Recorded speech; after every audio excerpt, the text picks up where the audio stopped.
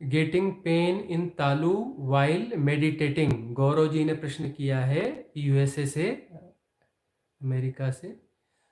उनका कहना है कि जब मेडिटेशन करते हैं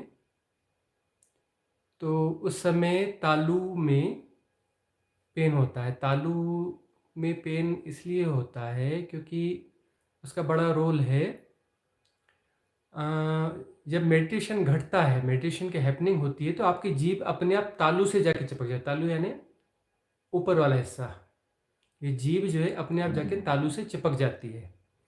खेचरी मुद्रा में क्या होता है कि जीभ पलट करके फिर तालू से चिपकती है, और नॉर्मल मेडिटेशन में जो आपकी जीभ है वो तालू से जाके चिपकती है। ऐसे बहुत सारे साइन होते हैं जो कि ये बताते हैं कि मेडिटेशन घट रहा है, हैपनिंग हो रही है। तो उसमें एक ये भी साइन है कि आपकी जीभ जो है तालू से जाके चिपक जाती है। तो इनका कहना है कि पेन क्यों हो रहा है, तो पेन इसलिए हो रहा है कि वह सेंसिटिव जोन है आपके मेडिटेशन। सबके मेडिटेशन में स्थितियाँ थोड़ी अलग अलग होती हैं। यदि तालू से जाकर के चिपक जाए ठीक से, जीभ तालू से जाकर ठीक से चिपक जाए तो शायद पेन कम होगा। तो वो ऐसा कर लें कि जीभ को तालू से थोड़ा प्रॉपर वे में चिपका लें। तो गौरव जी, हाँ, गौरव जी कह रहे हैं correct Swami ji, I mean getting pain at location of crown chakra. आपकी वो प्रॉब्लम सॉल्व हो जाएगी। और क्राउन चक्रा में भी यदि उस समय पेन हो रहा है, मतलब वो एक्टिवेट हो रहा है, तो कभी ऐसा छोटा मोटा पेन होता है, उससे घबराने की कोई ज़रूरत नहीं है। 7 बॉडीज़ को समझाएं, ये मेरी आपकी रिक्वेस्ट है, ध्यान सागर जी का कहना है।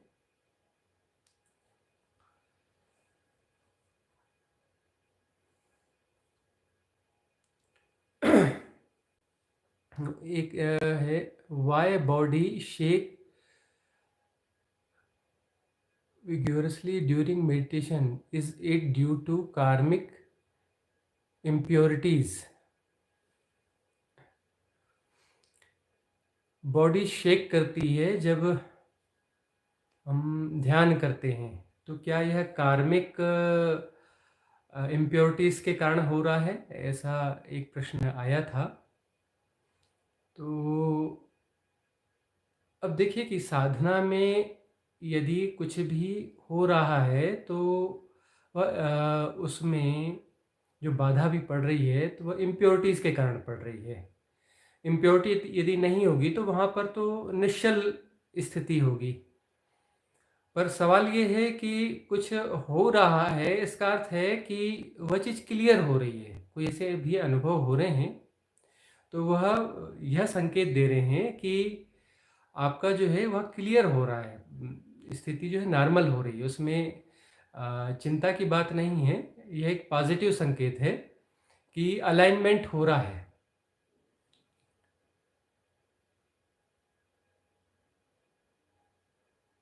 किसी ने पूछा था कि क्या कॉफ़ी एंड टी साधना को इफ़ेक्ट कर सकते हैं? इफ़ेक्ट तो करेंगे ही, क्योंकि उसमें कुछ उत्तेजना होती है और इफ़ेक्ट्स दोनों तरफ से हो सकते हैं, पॉजिटिव नेगेटिव दोनों हो सकते हैं। उसमें साधक को अपने आप देखना चाहिए कि वह उनके लिए उपयोगी है या नहीं है। जैसे हम अपने ऊपर लेते हैं तो हमें तो पॉजिटिव इफेक्ट उसके नहीं लगते, हम तो चाय कॉफ़ी लेते ही नहीं हैं। अब इसमें ऐसा भी होगा कि बहुत सारे लोगों ने क्वेश्चन किए और वो ऊपर चले गए हैं, तो फिर वो 2 बार आप क्वेश्चन कर लेंगे तो आ जाएगा। और फिंगर से दूसरों की इलेक्ट्रिसिटी करंट लगता रहता है, 1 मिनट, हल्का हल्का कभी पिलो या आयरन को नहीं, जब भी लगता है क्या करना है? देखिए, साधना में यह स्थिति बहुत नॉर्मल है, ये तो इनिशियल साधना में भी होता है कि आपका जो है आप छुएंगे किसी चीज़ को तो एक इलेक्ट्रिक करंट आता है, बल्कि एक छोटी सी चिंगारी भी निकलती है। ऊर्जा जब उठती है और उसका राइट अलाइनमेंट नहीं हुआ है अभी, या वो अलाइनमेंट की तरफ बढ़ रही है, इस बीच में ये स्थिति आती है कि फिंगर से निकलती है, और फिंगर के पोरों का ज़्यादा महत्व है। क्योंकि ऊर्जा जो है, ये जो पोर होते हैं ना, ये पोरों से ज़्यादा निकलती है। इसलिए आप देखिए कि जो आसन लगाते हैं, भगवान बुद्ध भी जो आसन लगाते हैं सिद्धासन वगैरह, तो उसमें बायां हाथ लिया जाता है, उसमें दाएं हाथ को रखा जाता है, इस पोजीशन पे रखा जाता है, ताकि जो है ये जो है ये वाले पोर यहाँ से जुड़ जाएं। क्यों जुड़ जाएं यहाँ से?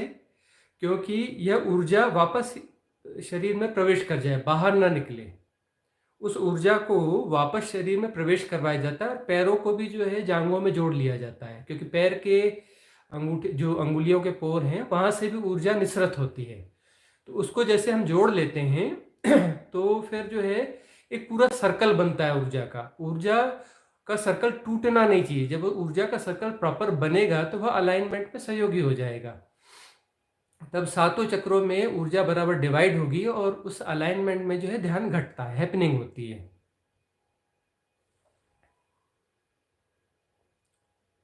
सेवन चक्रा का भी एक और था, उसको हम लेते हैं, वो बड़ा क्वेश्चन हुआ। सात चक्र और सात शरीरों पर।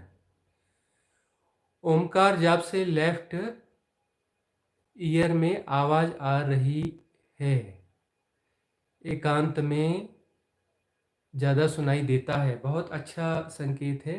महेश जी का क्वेश्चन है। तो यह जो है जाप अभी, यदि पूरी तरह से स्पष्ट आपको जाप सुनाई दे रहा है, ओमकार का नाद पूरी तरह से स्पष्ट सुनाई दे रहा है, आधा अधूरा नहीं, कोई दूसरी ध्वनि नहीं, ओमकार का मतलब ओमकार, ओम,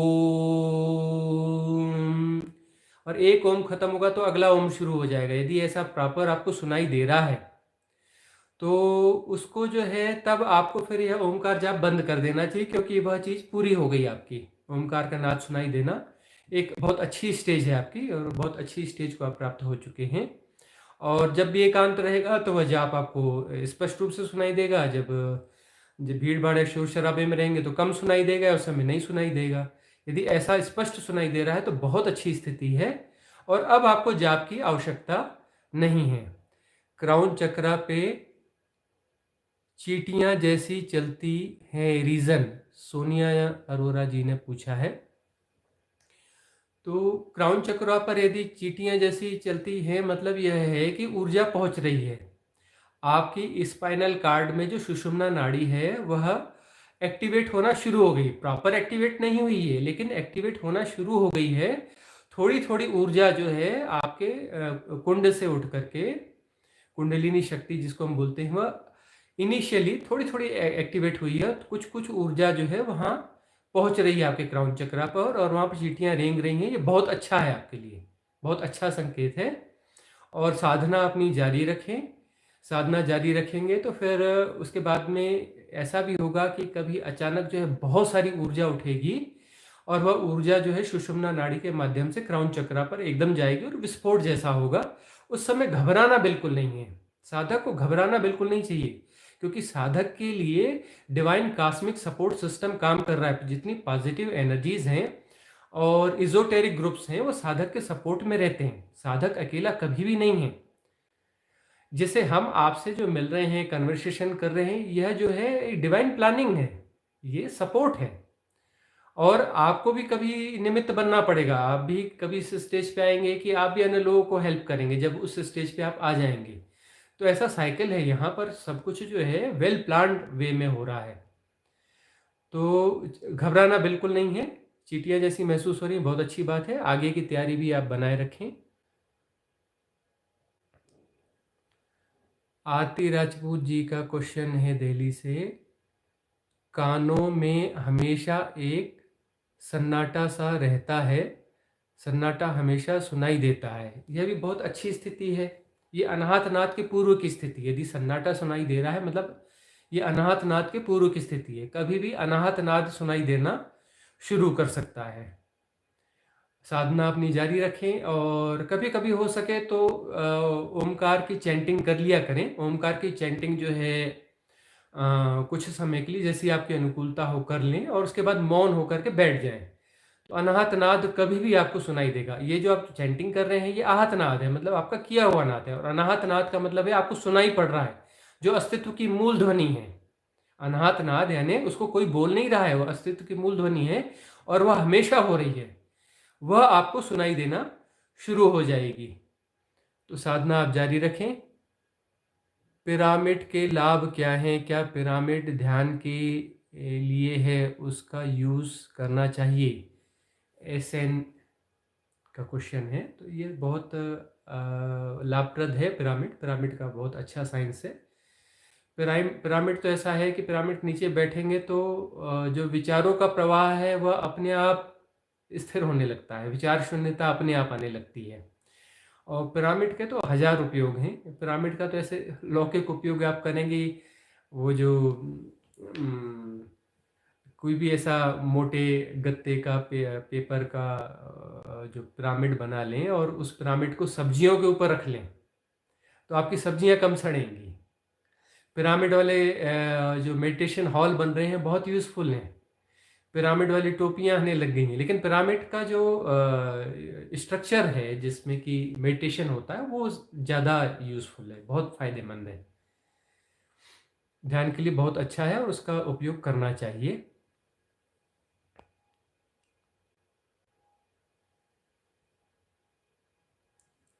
दिनेश गोयल जी का है कि पहले भी आपसे ये सवाल पूछा था कि हमें कर्मों के फल कैसे मिलते हैं। अब ये तो बड़ी लंबी चर्चा हो जाएगी अभी यदि इसकी चर्चा करें तो। कर्मों के फल कैसे मिलते हैं? पूरा अस्तित्व जो है एक बहुत विराट मैनेजमेंट है। यहाँ द लॉ जो है, नियम जो है बहुत अच्छे से काम कर रहा है, जिसको वेदों में रित कहा गया है। रित का मतलब है एक परफेक्ट लॉ सिस्टम। इसको जो है एक संत हुए हैं लाओ से, उन्होंने कहा है ताओ, और इसमें वेदों में से रित कहा गया है। तो एक परफेक्ट जो है एक लॉ सिस्टम है और वह काम करता है और वह कर्मों का फल जो है कार्य कारण श्रृंखला एक बराबर मैनेज होती है। अब उसको समझना यानी कि ऐसे हम समझाएंगे भी तो समझ में आएगा नहीं। जब साधना की बहुत गहराइयों में जब हम जाते हैं तब हमें दिखाई पड़ता है कि वह कैसे काम करता है। अब यदि आप देखिए कि आप किसी को प्रेम देंगे तो बदले में आपको प्रेम देगा, किसी से आप अच्छा व्यवहार करेंगे तो वही चीज़ आपको लौट के आती है। और कई बार हिसाब किताब करते हैं कि अभी हमने अच्छा व्यवहार किया और अभी वो नहीं लौट के आई। ऐसा जरूरी नहीं कि अभी वो लौट के आए, आगे वो लौट के आएगी। एक दूसरी बात यह है कि आपको सेटिस्फेक्शन होता है। अब जो भी सद्गुण है वो आप करते हैं तो आप देखें कि आपने किसी का भला किया, किसी की सेवा करी, किसी के भूखे को भोजन कराया, किसी को दान किया, पुण्य किया, तो इमीडिएट आपको अंदर से सेटिस्फेक्शन फील होता है। आगे जो लाभ होंगे सो तो होंगे ही होंगे, मतलब इमीडिएट आपको सेटिस्फेक्शन महसूस होता है। तो ये छोटी छोटी चीज़ें जब कर्मों की काम करती है तो बड़ी चीज़ें कैसे काम नहीं करेंगी। बहुत सारी चीज़ों के इफेक्ट जो है इमीडिएट नहीं आते हैं, उसके फल बहुत आगे आते हैं। और दूसरी बात यह है कि बहुत सारी चीज़ों के फल आपको पहले के आ रहे हैं, कि पहले आपने पूर्व समय में, पूर्व जन्मों में बहुत अच्छे कर्म किए हैं और उसके आपको अच्छे फल आ रहे हैं, किसी को भी अच्छे फल आ रहे हैं। बहुत सारे लोग करते हैं कि भाई वो तो इतना बुरा आदमी है फिर भी देखो मौज में रहता है, बड़ा संपन्न है, ये है, फलाना है, ढिकाना है। तो वो पूर्व जन्मों के पुण्य कर्मों का फल अभी भोग रहा है और अभी जो कर्म कर रहा है इसके आगे भोगेगा। पर सवाल यह है कि ये श्रृंखला तो है, साधना इस बात की कि इस कर्म श्रृंखला से बाहर निकलना है। अच्छे बुरे कर्म कुछ भी हों, यदि उस साइकिल में हम फंसे हुए हैं मतलब हम फंसे हुए हैं। इस फंसावट से निकलना साधना है। साधना मतलब कर्मों को सुधारना और ये करना। तो यदि साधना में सहयोगी है तो बस उस हिसाब से होना चाहिए कि साधना में जो सहयोगी है वैसे हम कर्म जरूर करें, लेकिन अंततः तो हमें कर्मों की सारी श्रृंखला से ही बाहर होना है। और अब तो साधना की हम वह विधियां भी आपको दे चुके हैं कि जिसमें आप जो है कर्मों को प्रॉपर डिजॉल्व करते हैं, वह सजेशंस उस समय क्रिएट करते हैं, मैनिफेस्ट करते हैं और कर्मों को पूरी तरह से क्रिएट करते हैं। और ये कैसे हो जाएगा? ये ऐसे हो जाएगा क्योंकि डिवाइन कॉस्मिक सपोर्ट सिस्टम जो है वह काम कर रहा है। तो आपके जो कर्म श्रृंखलाएं हैं वो सारी कर्म श्रृंखलाएं डिजॉल्व हो सकती हैं थोड़े से प्रयासों से। साधना में आप उसे मैनिफेस्ट कर सकते हैं। और यह बिल्कुल नई विधि है, पहली विधि है और यह हैपनिंग हुई है, मतलब हमने दी है, हम नहीं कह रहे हैं। ये हमारे माध्यम से पहली बार आई है, ये हमारी विधि है ऐसा नहीं है, यह तो डिवाइन कॉस्मिक सपोर्ट सिस्टम ने हमें निमित्त बनाकर यह बिल्कुल मैनिफेस्ट हमें हमारे माध्यम से प्रस्तुत कर दी है। तो इस विधि का आप प्रयोग कर लें, जो जन्मों जन्मों के कर्म संस्कार हैं वो बिल्कुल डिसॉल्व हो जाएंगे आपके। कुछ ही ध्यान साधना में यदि वह डेंस बिल्कुल हृदय की गहराइयों से यदि आप भाव करते हैं और उसको मैनिफेस्ट करते हैं, तो सारे कर्म श्रृंखलाएं आपकी डिसॉल्व हो जाएंगी और वो काम करती हैं, लेकिन उसके साइंस में न जा करके उसे हम डिसॉल्व कैसे करें उस सब में हम ध्यान दें। साधक का जीवन जो है बड़ा अमूल्य जीवन है, क्योंकि साधक जो है इस जीवन मरण से आवागमन से बाहर होने के लिए है, वह बाहर होना चाहता है। तो उससे अमूल्य समय का सदुपयोग कैसे करे, तो उसे यह देखना है कि इस आवागमन से पार होने के लिए जो भी मुझे अवसर मिला है उस अवसर का एक एक क्षण का मैं सदुपयोग कर लूं। तो हमें यह समझने के बजाय कि यह कैसे कर्म फल काम करते हैं, हमें यह देखें कि कर्म फलों की जो कार्य कारण की जो श्रृंखला है, कर्म प्रारब्ध है, ये कैसे पूरी तरह से डिजॉल्व हो जाएं और हम पूरी तरह से मुक्त होकर के उस अवस्था को पहुंच जाएं जिसे हम आत्मज्ञान कहते हैं, जिसे एनलाइटनमेंट कहते हैं, जिसे कैवल्य कहते हैं, किसे जैसे निर्वाण कहते हैं। उस महापरिनिर्वाण या परम स्थिति को हम कैसे उपलब्ध हो जाएं, उस तरफ साधक को काम करना है। दिव्या जी ने क्वेश्चन किया है, मेडिटेशन करते हुए पीठ में बहुत ज़्यादा दर्द हो रहा है, क्या करूं? पीठ भारी हो जाती है जैसे कोई बैठा हो। एक्चुअली देखिए ये मन की स्थितियां हैं, कोई बैठा बैठा नहीं है। आप जो है पहली बात शरीर को पूरा ढीला रखें और सीधा भी बैठे। अब ऐसा लगता है सीधा बैठे मतलब शरीर तन जाता है, ज़्यादातर लोगों को हमने देखा है। उनको बोलो कि रीढ़ सीधी करके बैठो तो रीढ़ सीधी करके बैठ गए। रीढ़ सीधी करके तो बैठे हैं, लेकिन जो है हुआ क्या कि अपना स्ट्रेसफुल बैठे हैं। सीधे तो बैठे हैं लेकिन कंधे तने हुए हैं, आंखें बिल्कुल जोर से दबाई हुई हैं। नहीं नहीं, ऐसा नहीं करना। आंखें बड़े प्यार से बंद हो, शरीर शिथिल हो, कंधे बिल्कुल ढीले हो, लेकिन आप सीधे बैठे हो। स्पाइनल कार्ड जरूर सीधा हो और बाकी शरीर बिल्कुल ढीला हो। तो उसमें जो है आपकी पीठ दर्द नहीं करेगी, या कर रही है तो कम दर्द करेगी, और धीरे धीरे धीरे धीरे करके वह दर्द जो है अपना कम हो जाएगा। और यदि आपको ऐसा, चलो ठीक है, कोई चीज़ है आपको कोई भी किसी भी कारण से आपको लगता है कोई बैठा है, तो आप उसको जो है उसके अगेंस्ट में एक भाव कर लें कि कोई नहीं बैठा, या बैठा है तो निकल गया है। किसी भी प्रकार से उस परिस्थिति से आपको बाहर निकलना है।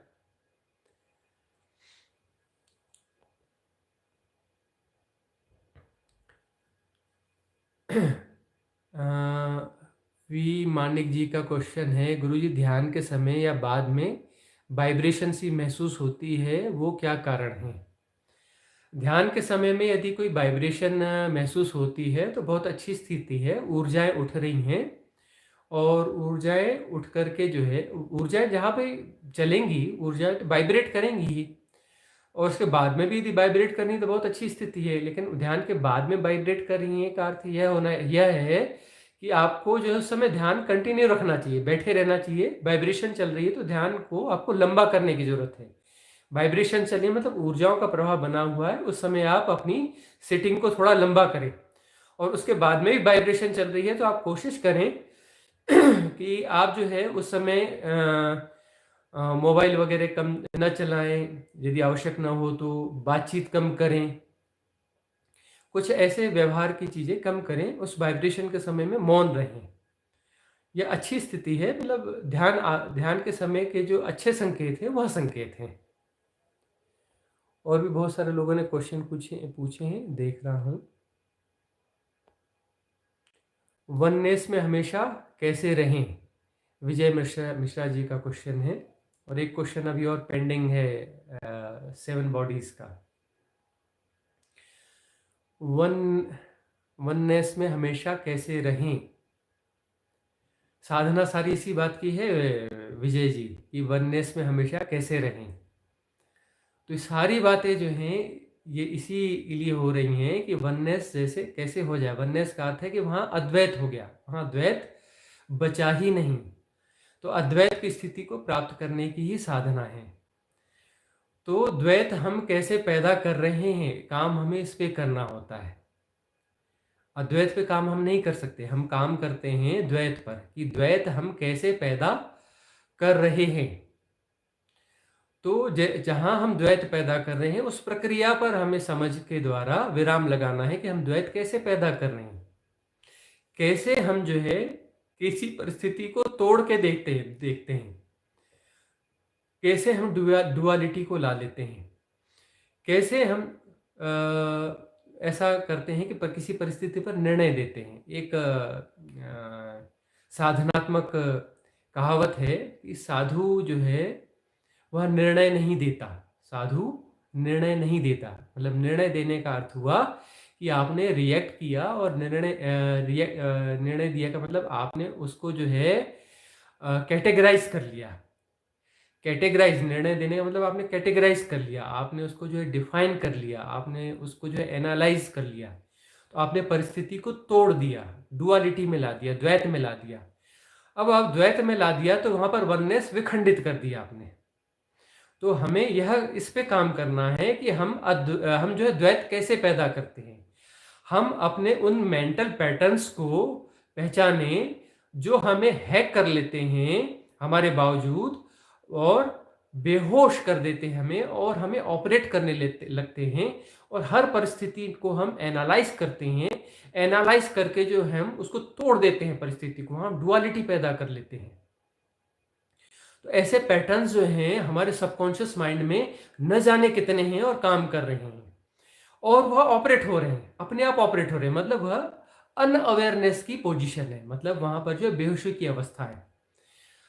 हम अवेयरनेस को यदि ग्रो करते हैं, अवेयरनेस को अपने जीवन में फैलाते हैं, तो कोई भी पैटर्न अचानक एक्टिवेट होकर के हमको ऑपरेट कर नहीं पाएगा। कोई भी ऐसा पैटर्न है वो अचानक एक्टिवेट हो जाता है और अचानक हमें हैक कर लेता है, अचानक हमें ऑपरेट करने लगता है। ये ऐसा क्यों हो रहा है? क्योंकि हम अवेयर नहीं हैं।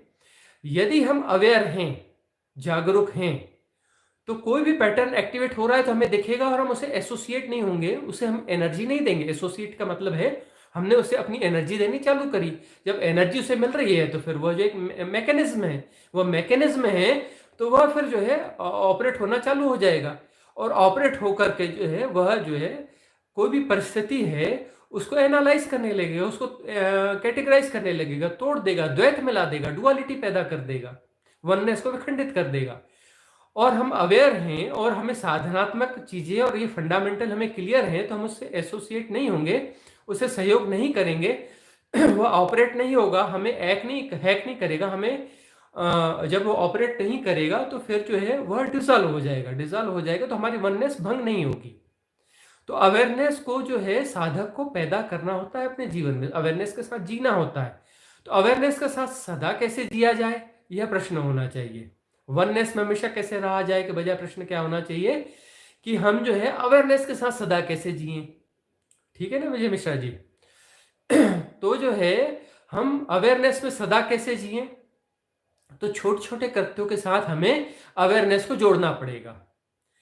हम इस बात को बार बार कह रहे हैं, इसीलिए कर रहे हैं कि हम ऐसे पैटर्न ये जो है ये आपके सबकॉन्शियस माइंड में डाल रहे हैं। क्योंकि अभी जब तक फुल अवेयर नहीं हुए तो हमें कुछ पॉजिटिव पैटर्न भी सबकॉन्शियस माइंड में डालने पड़ेंगे। साधना के इस जगत में भी बहुत सारे पॉजिटिव पैटर्न आपके सबकॉन्शियस माइंड में डाले जाते हैं, और इतने प्रभावी तरीके से डाले जाते हैं कि ये एक्टिवेट हो, बजाय उसके जो नकारात्मक पैटर्न है उनके ये पॉजिटिव पैटर्न हो। और ये पॉजिटिव पैटर्न जब भी आए तो ये अपने साथ में अवेयरनेस को ला देंगे। तो ये जो है जैसे हम चल रहे हैं, खा रहे हैं, पी रहे हैं, नहा रहे हैं, बात कर रहे हैं, ऑफिस का काम कर रहे हैं, कोई भी काम कर रहे हैं, बैठे हैं, चल रहे हैं, तो हर चीज के साथ में फिजिकल एक्टिविटी, मेंटल एक्टिविटी, हर एक्टिविटी के साथ में हमको अवेयरनेस को जोड़ना है। अवेयरनेस को यदि हम उनके साथ जोड़ते चलते अब हमें यह अपेक्षा नहीं रखनी चाहिए कि हमने अवेयरनेस को जोड़ा तो फिर दिमाग कहीं और चला गया, वह चीज टूट गई। हमें धन्यवाद का भाव होना चाहिए कि हम अवेयरनेस के साथ में जो है हमने एक्टिविटी शुरू की और कुछ समय तक अवेयरनेस हमारी बनी रही। अवेयरनेस हमारी चली गई, लेकिन बाद में हमें फिर से ख्याल आया और फिर से हम अवेयरनेस में आ गए और हम अपनी जो फिजिकल एक्टिविटी है, मेंटल एक्टिविटी है और हमारी जो फीलिंग वाली एक्टिविटी है, भावनात्मक एक्टिविटी है, उस सब के प्रति जो है अवेयरनेस हमारी आ गई। तो उस अवेयरनेस को हमको ग्रो करना है, बढ़ाना है। बढ़ाते जाएंगे, बढ़ाते जाएंगे, एक समय ऐसे आएगा कि वह अवेयरनेस बढ़ती जाएगी और वह नींद में भी चली जाएगी। नींद में अवेयरनेस चली जाएगी तो एक दिन सपने भी टूट जाएंगे, क्योंकि अवेयरनेस के साथ सपने नहीं चलते हैं। और जो है स्वप्न रहित अवस्था हमारी हो जाएगी नींद की, और योगी नींद में भी जागता है, भगवान कृष्ण का वचन है गीता में, वो वाली अवस्था में जो है महसूस होने लगेगी। तो अवेयरनेस के साथ हम कैसे जिए, अवेयरनेस के साथ हम कैसे जिए, यह साधक का प्रश्न सही होगा। तो विष्णु शाह जी, आपका क्वेश्चन अच्छा है। तो वननेस में हम हमेशा कैसे रहें बजाय अवेयरनेस में हम कैसे रहें, तो उससे जो है हम अवेयरनेस में जब रहेंगे तो हमें कोई भी ऐसा सबकॉन्शियस माइंड का पैटर्न हमें हैक नहीं करेगा और हमें ऑपरेट नहीं कर पाएगा, और हम वननेस में बने रहेंगे, मतलब अद्वैत की स्थिति बने रहेंगे। और अद्वैत की इस स्थिति में यदि हम 48 मिनट तक विक्षेप रहित अवस्था में बने रह जाएं, चाहे हमारी आंखें बंद हो चाहे खुली हो, सवाल ये नहीं कि आंखें बंद किए हुई अवस्था में 48 मिनट रहें। यदि विक्षेप रहित अवस्था में यदि 48 मिनट तक हम कंटिन्यूस बने रह जाते हैं तो वहां से फिर पतन नहीं होता, मतलब वह जो है साधो सहज समाधि वाली, वहां से सहज समाधि हो गई आपकी, फिर वो समाधि भंग होने वाली नहीं है, आवागमन के चक्र से आप पार हो गए। अब उस क्वेश्चन पे आ जाए, 7 बॉडीज वाले क्वेश्चन पे आ जाए। और भी क्वेश्चन आए होंगे। यदि हम ध्यान करते हैं तो क्या हमें आत्मज्ञान प्राप्त जरूर होगा, गहराई से ध्यान करने में क्या सब समझ में आ जाएगा। ध्यान हम करते नहीं हैं दिनेश गोयल जी, ध्यान होता है, ध्यान हैपनिंग है। हम जो करते हैं वह विधि है, मेथड है, मेथड ऑफ मेडिटेशन नहीं, मेथड फॉर मेडिटेशन। ध्यान की विधि नहीं होती, ध्यान के लिए विधि होती है। और जो हम विधि करते हैं, जो मेथड करते हैं, यह नेगेटिव पार्ट है, यह जो नेगेटिव पार्ट है, और यह करना होता है और यह सहयोगी है। तो यदि कोई अच्छी मेथड है, क्वालिटी मेथड है, तो उस मेथड के बाद में हैपनिंग हो जाती है ध्यान की। उसके साथ यह भी जरूरी है कि आपने कितनी इंटेंसिटी के साथ में उसे किया है। और जब ऐसा यदि होता है तो फिर ध्यान की गहराई मिल जाती है, ध्यान की हैपनिंग होती है। और जब ध्यान जो है जब 48 मिनट तक कंटिन्यू हो जाएगा तो उसे फिर आत्मज्ञान की अवस्था कहते हैं। वही हमने अभी बीच में बताया था, वह प्रश्न था, उसे हम ले लेते हैं, 7 बॉडीज वाला ना, 7 शरीरों के बारे में हमें कुछ समझाएं।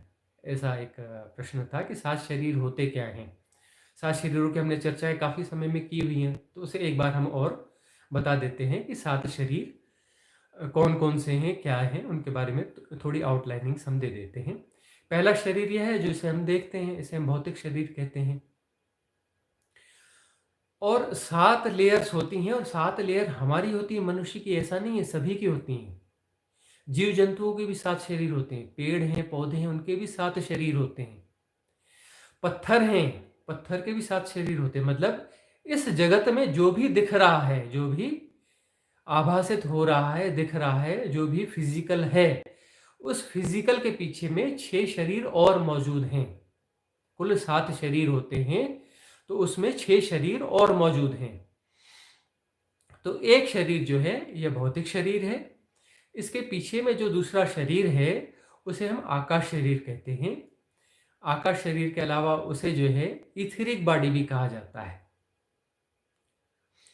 तो उसमें जो अनुभव आते हैं, कई बार ऐसे अनुभव आते हैं ना कि हम अचानक फैल गए, बहुत बड़े हो गए, या सिकुड़ के एकदम छोटे हो गए। ध्यान करते करते बहुत सारे साधकों को अनुभव होता है कि हम बहुत छोटे हो गए, सिकुड़ गए, या एकदम दुबले हो गए, या लगता है हम फैल के बहुत मोटे हो गए या बहुत फैल गए। ये आकाश शरीर के अनुभव होते हैं। उसके बाद तीसरा शरीर होता है सूक्ष्म शरीर, जिसे हम कॉजल बॉडी भी कहते हैं, एस्ट्रल बॉडी भी हम उसे कहते हैं। तो उसमें जो है शरीर से बाहर निकलने का अनुभव भी होता है, कि बहुत सारे लोग अनुभव कहते हैं ना कि हम शरीर से बाहर निकल गए और फिर हम अपने शरीर को देख रहे थे, फिर हम यहीं से बाहर लंबी यात्रा घूम फिर कर भी आ गए, और बिल्कुल ऐसी कॉपी होती है। जैसा यह शरीर है वैसा ही दिखता है वह। और हमारी नाभि से उस शरीर की नाभि तक एक जो है कार्ड जुड़ा रहता है, एक जो है एक तार जुड़ा रहता है। वो तार जो है जैसे चंद्रमा की रोशनी होती है ना, सिल्वर कार्ड कहते हैं, वैसे उस रोशनी का एक कार्ड रहता है, उससे हम ज्वाइंट रहते हैं। वह तीसरा शरीर होता है जिसे हम सूक्ष्म शरीर कहते हैं, और एक बहुत अच्छा अनुभव माना जाता है सूक्ष्म शरीर का।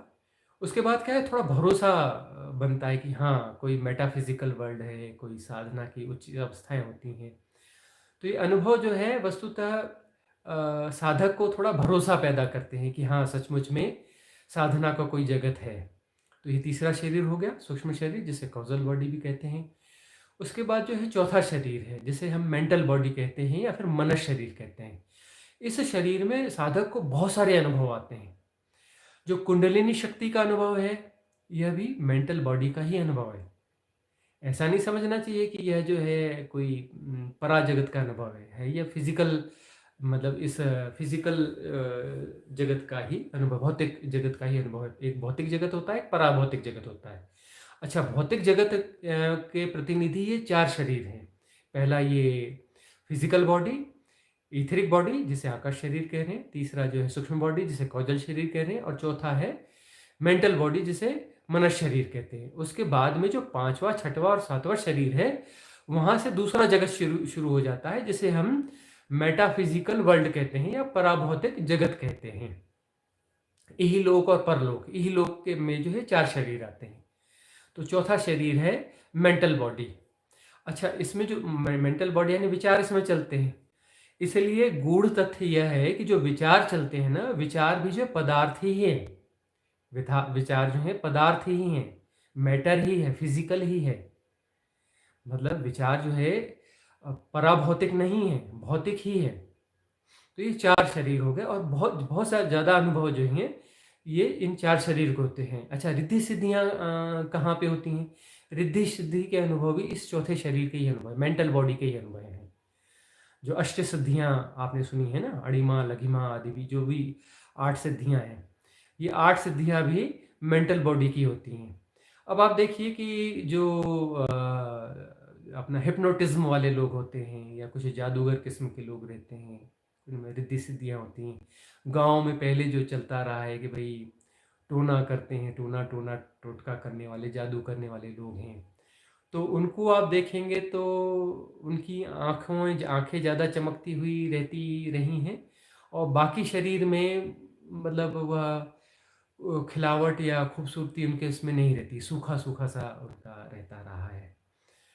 तो उसमें जो है अपनी रिद्धि सिद्धि और शक्तियों का प्रयोग उसमें ज़्यादातर वो आँखों के माध्यम से करते हैं, और रिद्धि सिद्धियों का जो प्रयोग करता है उसके भटकने के चांस भी बहुत रहते हैं, और वो भटक ही जाते हैं। कुछ लोग उसका सदुपयोग करते हैं, जन कल्याण में करते हैं, बाकी लोग दुरुपयोग करते हैं। और साधनात्मक दृष्टि से देखा जाए तो उसका किसी भी प्रकार का उपयोग जो है वो दुरुपयोग ही है। रिद्धि सिद्धियों का कोई भी उपयोग दुरुपयोग ही है। तो ये चार शरीर हो गए। अब पांचवा शरीर है जिसे हम कहते हैं आत्मिक शरीर। इसे जो है स्पिरिचुअल बॉडी भी कहा जाता है, पांचवें शरीर को। और इस पांचवें शरीर के साथ में जो है आपका पराभौतिक जगत यानी मेटाफिजिकल वर्ल्ड जो है वो शुरू हो जाता है।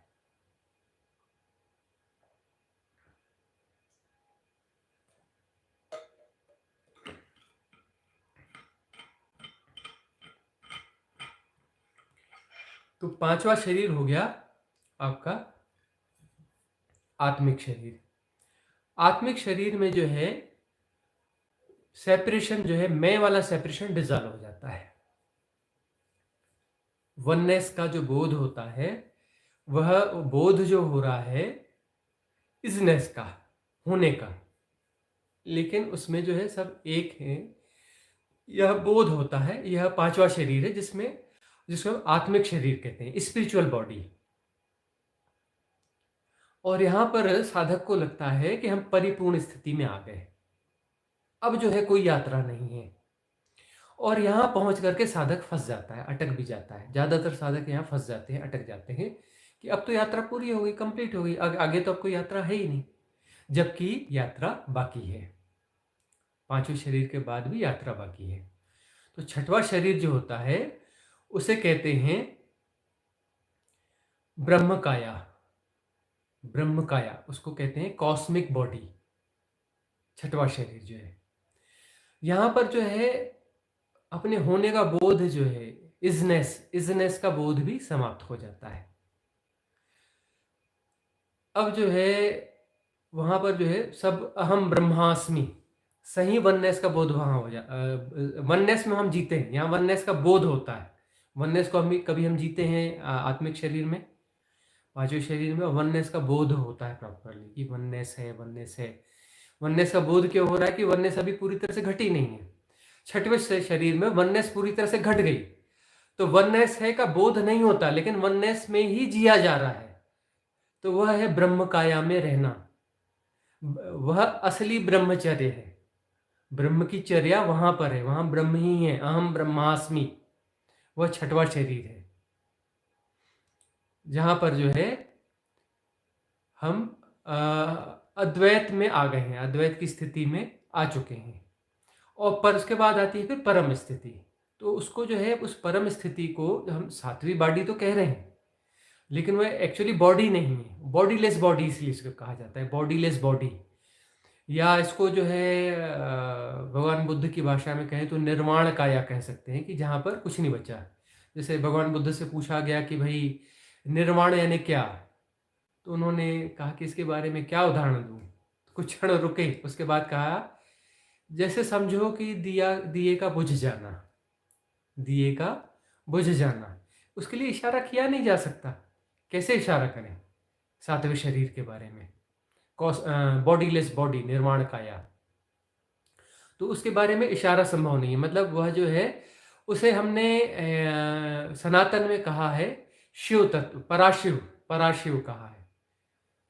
शिव कहने में भी थोड़ा सा कहीं पे बाधा पड़ रही थी कि पूरी बात हो नहीं पा रही थी, तब जो है उसे पराशिव कहा गया। यानी शिव यानी जो अनंत है, असीम है, निराकार है, निर्गुण है, इस प्रकार से कहा गया ना। लेकिन तब भी बात पूरी बन नहीं पा रही थी, तब जो है उसे कहा गया पराशिव। इसके लिए एक और शब्द कहा गया है तुरीय। तुरीय का अर्थ होता है द फोर्थ। मतलब तीन कैटेगरीज कही कि ऐसा ऐसा ऐसा, और द फोर्थ माने कि जिसके बारे में कुछ कहा नहीं जा सकता। तुरीय वो अलग कैटेगरीज कही गई थी, उस हिसाब से द फोर्थ हुआ। और बॉडी के हिसाब से 7 बॉडीज हैं, तो ये सातवीं बॉडी है, जिसे बॉडीलेस बॉडी या निर्वाण काया कहा जाता है। तो ये 7 शरीर होते हैं। इस बारे में तो और ऐसे बहुत सारी और बातें अपना कही जा सकती हैं।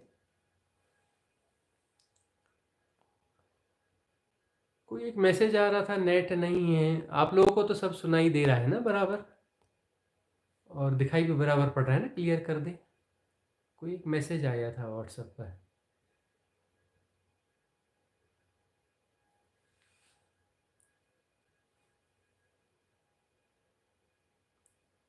युवराज तिवारी जी का प्रश्न है, गुरुजी अगर ध्यान अधोगति होने के बाद फिर से पुराने स्तर को कैसे प्राप्त करें? अधोगति होने पर फिर से पुराने स्तर को कैसे प्राप्त करें? साधक के जीवन में ये सामान्य घटना है अधोगति की, इससे ज्यादा चिंतित होने की जरूरत नहीं है। अधोगति का अर्थ है कि हम प्रकृति के पाश में आ गए, प्रकृति हमें वापस खींच रही है। प्रकृति जो है हमें अपने पाश में बांध के रखती है। प्रकृति का काम है हर जीवों को पाश में बांध के रखना। तो एक जो है पशु जगत और एक है देव जगत, एक है पशु जगत और एक है देव जगत। और मनुष्य जगत जैसा कुछ होता नहीं है, मनुष्य जगत कुछ नहीं होता। एक होता है पशु जगत और एक होता है देव जगत। और इन दोनों के बीच में जो फंसा हुआ है ना, उस फंसे हुए को कहते हैं मनुष्य।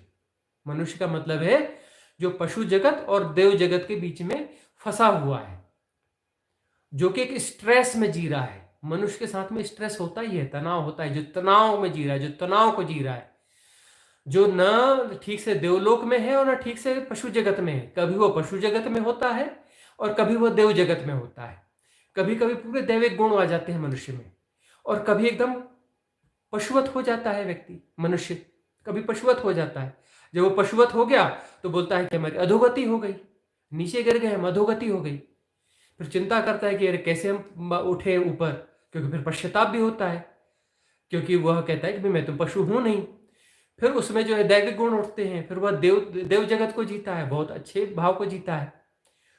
तो मनुष्य जो है कभी पशु को जीता है और कभी जो है देव जगत को जीता है, और इस तनाव का नाम है मनुष्य। और मनुष्य कभी सुखी हो नहीं सकता। इसलिए भगवान बुद्ध कहते हैं कि जीवन दुख है। किसका जीवन दुख है? पशु का। पशु से पूछ के देखो, पशु का कोई नहीं कहेगा जीवन दुख है। पशु अपने मजे में है। और देवताओं का जगत तो सुख का ही जगत है, वहां पर कोई दुख नहीं होता देवताओं के जगत में। दुख जो है मनुष्य की इजाद है, मनुष्य होने में दुख है, और यह दुख जो है मनुष्य के लिए फायदेमंद है, नुकसानदायक नहीं है। यदि यह दुख होगा तब वह दुख के निवारण की कोशिश करेगा, दुख को समझेगा, दुख से ऊपर उठने की कोशिश करेगा। और मनुष्य गिर करके जो है पशु आंशिक रूप से कभी कभी हो सकता है, लेकिन वो स्थायी रूप से पशु नहीं हो सकता। मनुष्य पशु नहीं हो सकता, वह किसी कुछ क्षणों के लिए पशु हो जाएगा, लेकिन पशु जगत में स्थायी रूप से नहीं रह सकता मनुष्य। मनुष्य को तो देवता होना पड़ेगा या फिर परमात्मा होना पड़ेगा।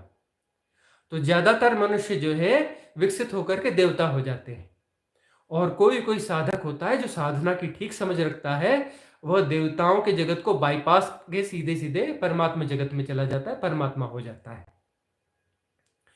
तो अधोगति होने के बाद में पुराने स्तर को कैसे प्राप्त करें? युवराज जी, पुराने स्तर को प्राप्त नहीं करना है। पुराना जगत यानी पुराना स्तर यानी हम दैविक अनुभूतियों को जीने लगे। अरे भाई, दैविक अनुभूतियों को जीने लगे, उससे जगत को प्राप्त नहीं करना। हमें देव जगत को भी बाईपास करके परमात्मा जगत में जाना है, परमात्मा होना है। साधक को परमात्मा होना है, बीच का कोई सौदा नहीं करना है, बीच की सौदेबाजी में नहीं फंसना है। और साधक को चिंता बिल्कुल नहीं लेनी चाहिए कि हम गिर गए, पतित हो गए। अरे भाई, उठना गिरना लगा होता है। कौन से गिरावट हो गई भाई? प्रकृति ने खींच लिया, पशुओं को खींच लेती है और उनको प्रजनन में डाल देती है, मनुष्य को भी खींचती है।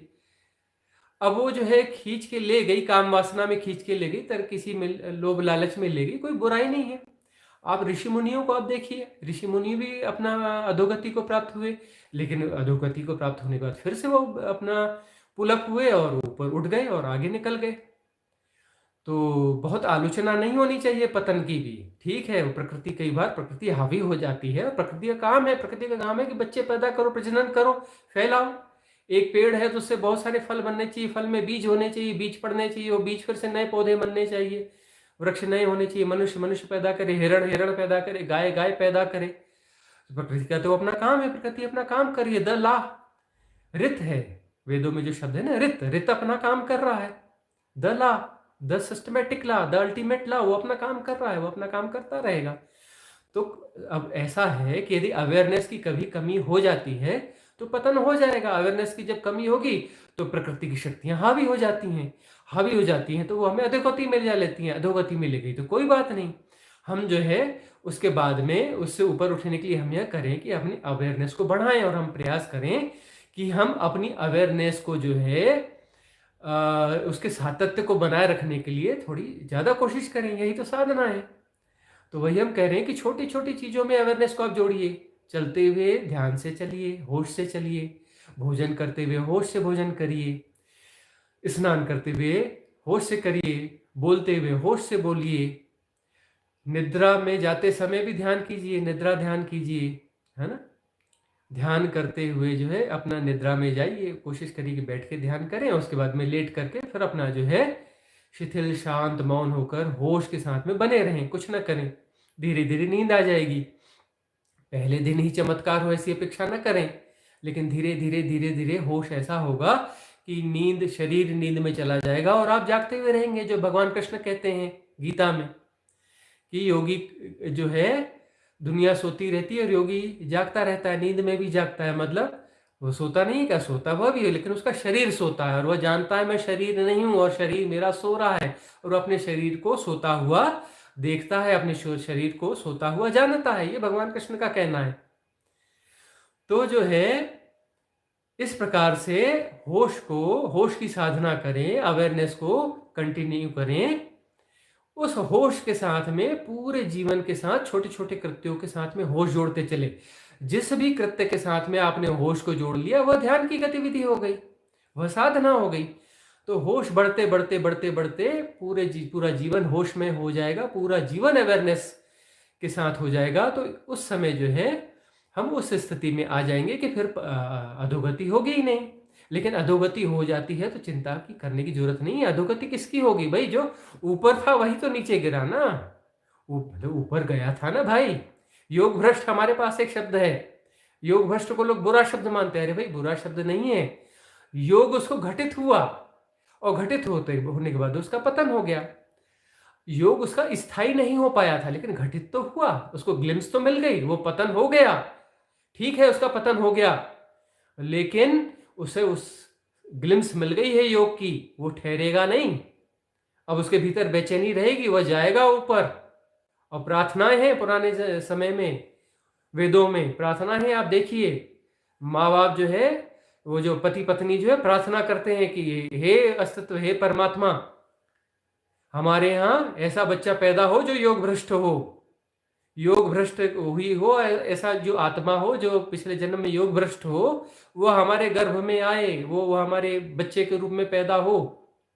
क्योंकि उसकी संभावना है कि वह जो है परम ज्ञान को उपलब्ध होगा, वह परमात्मा पद को पाएगा, परम तत्व को पाएगा, परम पद को पाएगा। क्यों पाएगा? उस ग्लिम्स तो ले चुका है, योग में रह चुका है, कुछ क्षणों के लिए परमात्मा हो चुका है, परमात्मापन को जी चुका है कुछ समय के लिए वह। तो योग भ्रष्ट जो है वो हमारे बच्चे के रूप में आए, ऐसी प्रार्थना की जाती रही है। तो अब योग जिसको घटित हो गया, तो उस योग की अवस्था में यानी उस विक्षेप रहित अवस्था में जब हम परमात्मा हो गए हैं और कोई विक्षेप नहीं है, उस विक्षेप रहित अवस्था को यदि 48 मिनट तक का सातत्य मिल जाए, कुछ ऐसा योग संयोग हो जाए, साधना ऐसी घट जाए कि वह योग वाली स्थिति 48 मिनट तक कंटिन्यूअस रह जाए, 48 मिनट्स विक्षेप रहित पूरी तरह से, तब योग जो है सातत्य में आ जाएगा। फिर वह पतित नहीं होगा, उसके बाद अधोगति नहीं होगी। इसके पीछे क्यों हो गया? तो एक दृष्टि से वह योग भ्रष्ट ही है, योग में गया और भ्रष्ट हो गया।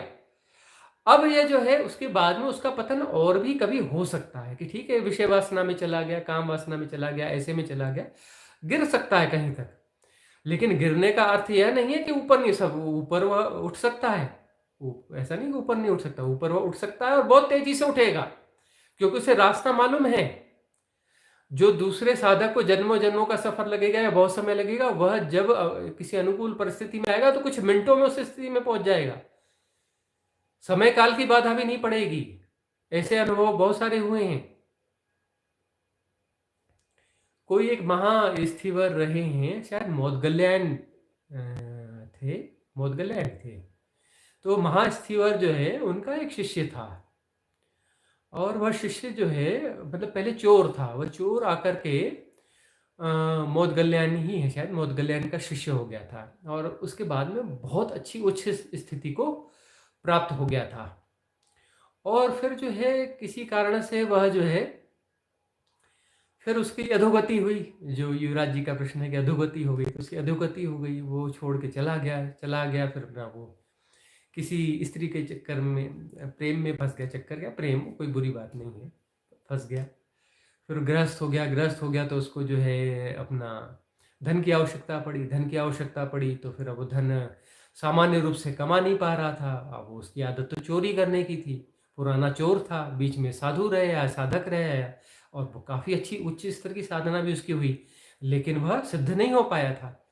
अब क्या करूं? उसने कहा कि चलो चोरी कर लेते हैं, बार बार चोरी करना भी ठीक नहीं, राजमहल में जाके डाका मार आते हैं। एक बार डाका मारा है, पूरे जीवन भर जो है परिवार के लिए सब कुछ हो जाएगा, उसके बाद फिर से देखते हैं साधना भी चालू कर लेंगे, ये सारा टेंशन हट जाएगा। तो वो डाका कराया, तो डाका करते करते जो है पकड़ा गया। तो अब उसको जो है मृत्युदंड दिया गया राज दरबार की ओर से, और मृत्यु दंड के लिए वह ले जाया जा रहा था। तब जो है वो अब जो भी संत थे, हमें ख्याल आ रहा है मौदगल्यायन थे, तो मौदगल्यायन जो है स्थिवर उन्हें दिख गए रास्ते में, दिख गए, उन्होंने देखा और उन्हें माजरा समझ में आ गया।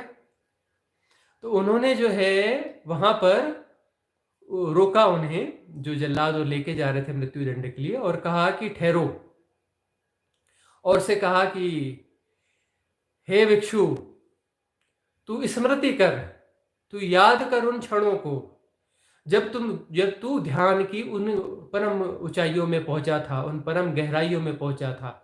तू याद कर उन पलों को जब साधना तुझे फलित हुई थी। इस प्रकार के उसे सुझाव देने लगे। थोड़ी थोड़ी देर के सुझाव में वह बहुत गहरे जाने लगा और उसका शरीर जो है एक चमकदार आभा से भर गया, एक बहुत शानदार स्थिति में वह पहुंच गया। तब जो है उसके बाद जो है मौदगल्यायन चले गए और वह जल्लाद उसे लेके चल पड़े जहां पर उसे फांसी दी जानी थी। तो जब फांसी के फंदे पर ले गए तो उसकी आभा दमकते दमकते इतनी जबरदस्त हो गई कि उन जल्लादों की स्थिति नहीं बनी कि इसे हम फांसी दे सकते हैं। उन्होंने वो फांसी देने में अपने आप को अक्षम महसूस किया। तो यह बात जो है बहुत तेजी से फैली भी कि कुछ क्षणों में यह अपराधी ऐसा कैसा बदल गया। स्टीवर मौदगल्यायन ने कुछ शब्द कहे और इससे ऐसा हो गया। राज दरबार में राजा को पता चला, उन्हें मौदगल्यायन ने ऐसा क्या कह दिया स्टीवर ने। तो वह दौड़े भागे गए और उस जल्लाद को देखा, उस अपराधी को देखा। वह अपराधी की आभा इतनी भव्य थी कि वो चमत्कृत रह गए। उन्होंने फिर उससे पूछा कि अरे क्या हुआ।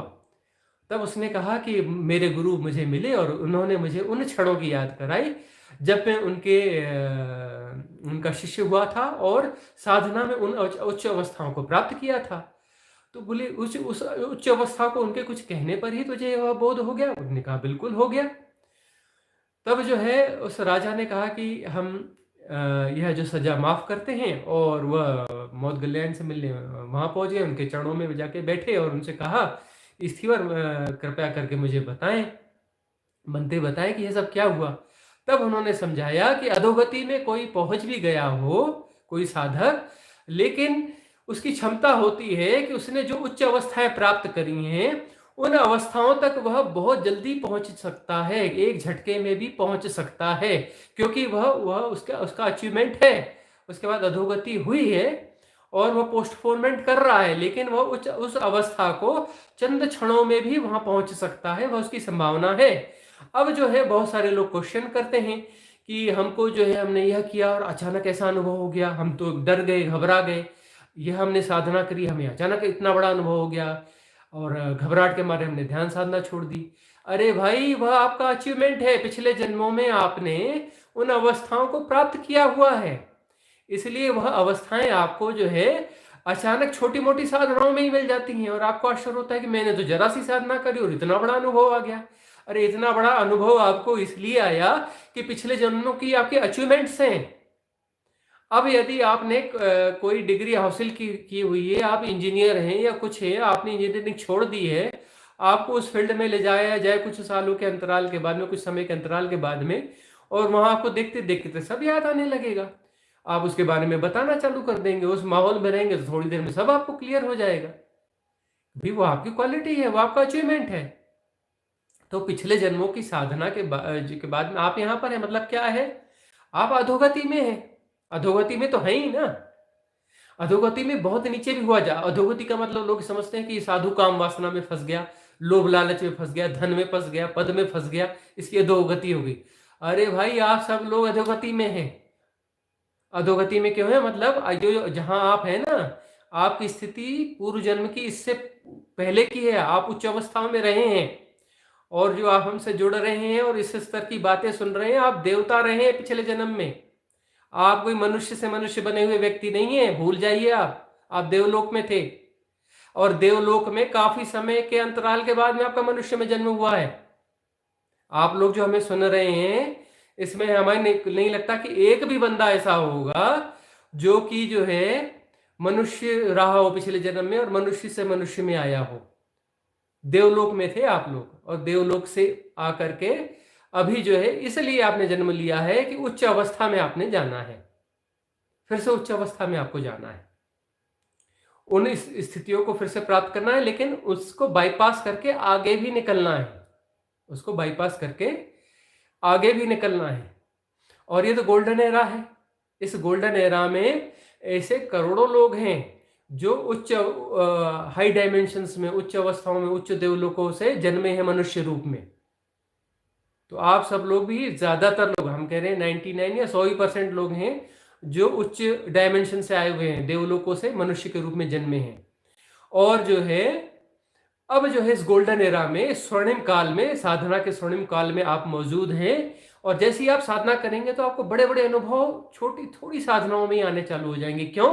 क्योंकि ये आपके पिछले जन्मों के अचीवमेंट्स हैं। पिछले जन्मों में आपको काफी कुछ अचीवमेंट्स हो चुके हैं, तो थोड़ी साधनाओं से ही वो आपको मिल जाएंगे, लेकिन उसको बाईपास करके आगे निकलना है और कैवल्य को प्राप्त करना है, निर्वाण को प्राप्त करना है, उस परम स्थिति को प्राप्त करना है। और वह पोटेंशियल, वह संभावना आप सबके भीतर में है और इसी जन्म में वह आपको उपलब्ध होने वाला है। बिल्कुल वो नहीं है, इंटेंसिटी हमें साधना की करनी है, साधना प्रॉपर वे में करनी है और इसी जन्म में आपको परम पद प्राप्त होना है, क्योंकि ये गोल्डन एरा है, स्वर्णिम काल है। अगला क्वेश्चन हम लेते हैं।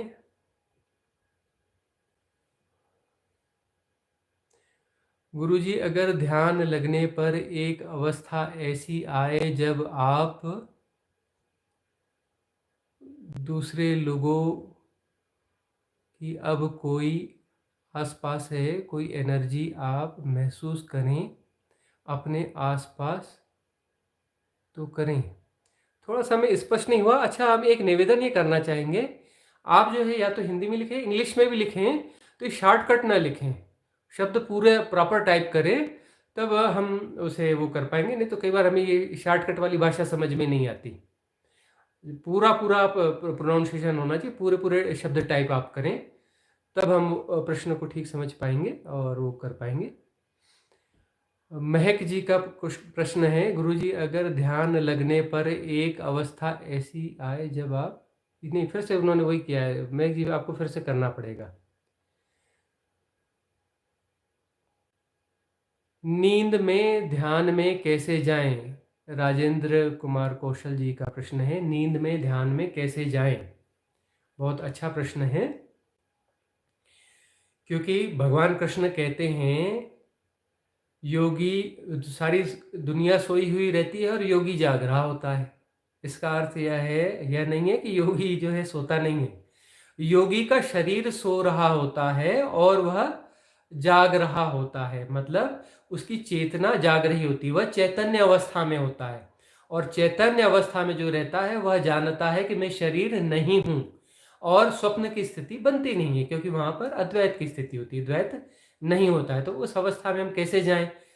तो नींद में ध्यान को ले जाना, नींद में ध्यान को ले जाने के लिए जो है, नींद के पहले हमें ध्यान, कोई मेडिटेशन मेथड अप्लाई करनी चाहिए। तो बहुत सारी ध्यान की विधियां हैं, उनमें से हमने डाल के रखी हैं। आप लाइव सेक्शन में जाएंगे 10 श्रद्धा टॉक्स में, तो आपको ध्यान की विधियां मिलेंगी। तो कोई भी ध्यान की विधि आप उसमें अप्लाई कर लें, और अप्लाई करने के बाद उस मेडिटेशन की अवस्था में बैठ जाएं, और उसके बाद धीरे से अपना लेट जाएं। और लेटने के बाद में अपने होश को बनाए रखना है, जो वहाँ पर अवेयरनेस जागी है उस अवेयरनेस को बनाए रखना है, और शरीर को नींद में जाते हुए जानना है। तो धीरे धीरे वह गियर चेंज होता है और शरीर नींद में जाता है और आप शरीर को जान रहे होते हैं।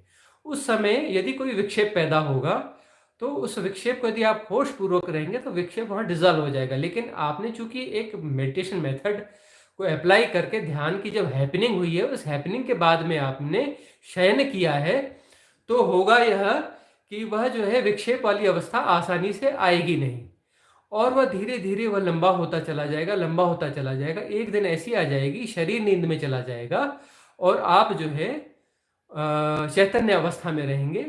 तो पूरी नींद जो है आपकी वो ध्यानमय हो जाएगी, पूरी नींद आपकी ध्यानमय हो जाएगी। और पूरी नींद यदि ध्यानमय हो गई तो आप सोच लीजिए कि कितना लंबा टाइम स्पॉन होगा, कितना समय वह काल होगा, ड्यूरेशन होगा, कि जिसमें आप ध्यान में रहेंगे पूरी नींद में। और अगली सुबह कैसी होगी इतने लंबे ध्यान के बाद में। और यदि पूरी नींद यदि विक्षेप रहित अवस्था हो गई, तो ये मान के चलिए कि सुबह जो उठेगा वह बुद्ध पुरुष उठेगा, वह आत्मज्ञानी उठेगा, वह जो है परम पद को प्राप्त किया हुआ व्यक्ति उठेगा। तो यह इसलिए रात्रि ध्यान की बड़ी महिमा है, रात्रि ध्यान आप अवश्य किया करें। अच्छा, एक विधि यह भी है कि आप लेट गए और अपने आप को सुझाव दे रहे हैं कि मेरा शरीर शिथिल हो रहा है, मेरे पैर शिथिल हो रहे हैं, मेरे हाथ शिथिल हो रहे हैं, मेरा पीठ शिथिल हो रही है, मेरी आँख शिथिल हो रही है, मेरा मस्तिष्क शिथिल हो रहा है और मैं जान रहा हूँ, शरीर को शिथिल होते हुए मैं जान रहा हूँ, मैं शरीर को देख रहा हूँ और मेरा शरीर शिथिल हो रहा है। यह सुझाव देते चलें, देते चलें, देते चलें। तो फिर क्या होता है कि शरीर शिथिल होते होते नींद में चला जाएगा, लेकिन आप चैतन्य रूप जो है उस शरीर को जान रहे होंगे और अपने जो है विक्षेप रहित अवस्था यदि ये बन गई और उसमें नींद आपकी लग गई, 48 मिनट आपके गुजर गए, तो फिर अगली सुबह जो भी उठेगा वह बुद्ध पुरुष होगा, परम ज्ञानी होगा, परम पद को प्राप्त किया हुआ व्यक्ति होगा। तो नींद वाला ध्यान तो हर साधक को करना ही चाहिए, करना ही चाहिए। और यह अवस्था जब भी आएगी, लेकिन इसका कुछ ना कुछ तो बेनिफिट होता है। नींद की क्वालिटी, गुणवत्ता जो है वो अच्छी हो जाती है। सुबह उठते हैं तो एक अच्छी स्थिति में उठते हैं, आपका जो मेंटल स्टेटस ग्रो होता है, आपकी साधना की स्थिति सुधरती है। तो नींद वाली साधना हर किसी को करना चाहिए। अब इसके साथ साथ हम कुछ और चीज़ें भी बता देते हैं। नींद की स्थिति में जाने के लिए एक अच्छी स्थिति यह होती है, आदर्श स्थिति होती है रात्रि ध्यान के लिए, कि रात्रि भोजन न किया जाए। रात्रि भोजन किसी भी प्रकार से अच्छा नहीं होता है, न शरीर के लिए, न साधना के लिए, न मन के लिए, किसी के लिए भी अच्छा नहीं होता है। रात्रि भोजन नहीं करना चाहिए। जिन्हें बहुत ज़रूरी हो तो वह लाइट भोजन करें, कम से कम भोजन करें, लाइट करें। कोशिश करें कि जब सूर्यास्त के पहले वह भोजन कर लें। अब सूर्यास्त के पहले का मतलब कोई बोलते सूर्यास्त के 5 मिनट पहले पहले कर लें, नहीं, सूर्यास्त के 2 घंटे पहले भोजन करना चाहिए। मतलब भोजन करने के बाद 2 घंटे तक नभ में, आकाश में सूर्य मौजूद हों, तो वह एनर्जी जो है इस भोजन को पचा लेगी। तो फिर उसके बाद में जो है रात की नींद में वह भोजन का जो तमस है वह हमें ग्रसित नहीं करेगा। भोजन एक भारीपन लाता है, निद्रा लाता है, बेहोशी लाता है। अब हम जो ध्यान की बात करें तो ध्यान का मतलब है बेहोशी नहीं, होश, जागरूकता, अवेयरनेस। तो उस होश, अवेयरनेस और जागरूकता को लाने के लिए हमें जो है भोजन को जो है हल्का करना पड़ेगा, भोजन को समय पे करना पड़ेगा, मतलब सूर्यास्त के कम से कम 2 घंटा पहले। अब भोजन करने के बाद किसी ने पानी पी लिया तो भोजन डाइजेस्ट होने में बहुत ज़्यादा समय ले लेगा, तो उसका भारीपन और तमस जो है बना रहेगा। और सबसे अच्छी स्थिति तो यह है कि भोजन जो है सूर्यास्त के 3-4 घंटे पहले कर लिया जाए, अंतिम भोजन जो है। तो सुबह हल्का फुल्का कुछ जो है आप नाश्ता करें और दोपहर में एक सामान्य भोजन कर लें। 2 भोजन से ज़्यादा साधक को नहीं करना चाहिए। और जो बहुत अच्छा साधक हो, अच्छी स्थिति में पहुंच गया हो, तो 24 घंटे में एक आहार लेना चाहिए, एक बार भोजन करना चाहिए, भोजन देख लेना चाहिए। जो सात्विक भोजन हो, सुपाच्य भोजन हो, अच्छा भोजन हो, वह एक बार कर ले तो उसकी साधना अपने आप बहुत अच्छी होने लगेगी। बहुत सारे जो मेंटल जो बैरियर्स हैं, फिजिकल बैरियर्स हैं, वो अपने आप डिजॉल्व होने लगते हैं। तो ये धीरे धीरे क्रमिक रूप से ही करें, हमें ऐसा नहीं कह रहे हैं कि कोई झटके से कर ले, कोई कर सकता है तो कोशिश करना चाहिए। इसके लिए एक अच्छा तरीका होता है कि हफ्ते में 1 दिन उपवास करें, लेकिन ईमानदारी वाला उपवास करें कि सिर्फ एक बार भोजन करें। लोग कहते हैं ना दिन में, वो दिन में 4 बार क्या करते हैं, फलाहार करते हैं। फलाहार में क्या, वो साबूदाने की भारी खिचड़ी बना के खाते हैं, आलू तले हुए खाते हैं, खूब सारा दूध पी लेते हैं, ये सब भारी भारी चीज़ें खाने लगते हैं। इसके बजाय अच्छा है कि 24 हफ्ते में एक बार जो उपवास करें, उस उपवास में 24 घंटे में एक बार दोपहर में भोजन करें। भोजन कब करें, दोपहर में करें और नॉर्मल भोजन करें। रोटी सब्जी दाल चावल जो भी आप खाते हो, नॉर्मल भोजन करें। एक बार ये करें तो धीरे धीरे आपका भरोसा बनते जाएगा। लेकिन जो करें तो उसमें संकल्प प्रॉपर लें और उस संकल्प से डिगे ना, क्योंकि संकल्प डिगने पर जो है मन मजबूत होता है। इसलिए संकल्प कभी भी ऐसा संकल्प लेना चाहिए जिसको तोड़ा न जाए, जो टूटे ना। यदि संकल्प लिया और वो टूटता है तो मन मजबूत होता है, और साधक को जागरूक रहना चाहिए कि ऐसे संकल्पों को लेने से जिसमें मन मजबूत होता हो। शुभम रावत जी का प्रश्न है, नो माइंड स्टेट में बिताए मोमेंट हमें याद रह सकते हैं क्या? क्योंकि जहाँ माइंड ही नहीं वहाँ रिकॉर्ड कैसे रहेगा उस मोमेंट का? एक अच्छा क्वेश्चन है शुभम जी का, क्योंकि यह जो है कॉन्शियस माइंड, सबकॉन्शियस माइंड, इन सारी स्थितियों के बारे में है कि नो माइंड की कोई दशा है जहाँ पर मन नहीं है, जिसको अमनी दशा कहते हैं। कबीरदास जी, गुरु नानक देव जी इन्हें अमनी दशा कहते हैं ना। तो उस नो माइंड स्टेट में यदि कोई साधक कुछ क्षणों के लिए पहुंच गया है, तो उन क्षणों में कोई स्मृति बनती है क्या? यह प्रश्न है शुभम जी का, क्योंकि उस समय तो वहां पर रिकॉर्ड कैसे होगा? अब इसे हम समझते हैं। तो जब नो माइंड की स्टेट है यानी अमनी दशा है, तो उस समय जो है, जो आजू बाजू में जो घटनाएं घट रही हैं वो हमारे मनस पटल पर अंकित होंगी या नहीं, उसके इंप्रेशन हमारे मेंटल रिकॉर्ड में आएंगे या नहीं आएंगे, इम्प्रिंट्स उसके आएंगे या नहीं आएंगे। देखिए शुभम जी, यदि आप जो है नॉर्मल स्थिति में जब आपका मन चल रहा है और उस समय आजू बाजू जो घट रहा है ना, तो उस समय जो उसके इम्प्रिंट्स आपके मस्तिष्क पर बनते हैं ना, बड़े लिमिटेड बनते हैं। जिसकी याददाश्त जो आपकी बनती है, जो आपका प्रश्न है ना, याददाश्त बहुत लिमिटेड याददाश्त बनती है, आप बहुत कम याद रख पाते हैं। और जब अमनी दशा होती है, नो माइंड स्टेट होती है, उस नो माइंड स्टेट में जो है आसपास में जो कुछ घट रहा है उसके इम्प्रिंट आपके मेंटल रिकॉर्ड में प्रॉपरली आते हैं। उसका इम्प्रिंट जो है आपके मनस पटल में 100% बनता है। लेकिन जो है उसका यूज आप करें या ना करें ये एक अलग स्थिति, परिस्थिति होने पर आप उसका यूज कर सकते हैं, लेकिन 100% बनता है। उस 100% का अर्थ क्या है? उस 100% का अर्थ ये है कि आपके पीछे भी कुछ घट रहा है तो वह भी आपके रिकॉर्ड में आएगा। अभी आपके आंख के सामने जो दिख रहा है मन की अवस्था में, सब वही रिकॉर्ड में आता है।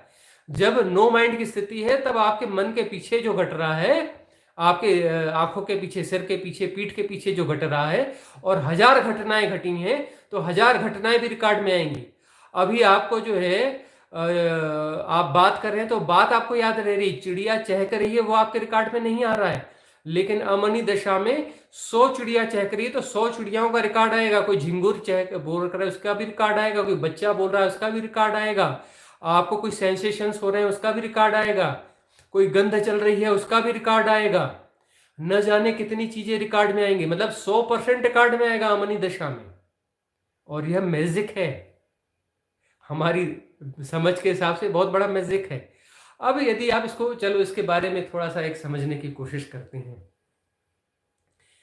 कुछ प्रमाण की बात करते हैं ना, थोड़ी साइंटिफिक बात करते हैं। हिप्नोटिज्म में आप किसी को ले जाइए, ठीक है, या किसी हिप्नोटिज्म वाले व्यक्ति से संपर्क करिए, और जो राइट हिप्नोटिज्म जानता हो, हिप्नोटिज्म में आप किसी को पीछे ले जाइए और कोई भी एक तिथि पे ले जाइए, उसको खड़ा कीजिए कि जो है आपका जो है 10 मार्च है, 10 मार्च 2020 पे ले जाइए, 10 मार्च 2015 पे किसी भी तिथि पे खोल दीजिए, कोई भी तिथि खोल दीजिए, वो खोल लेगा।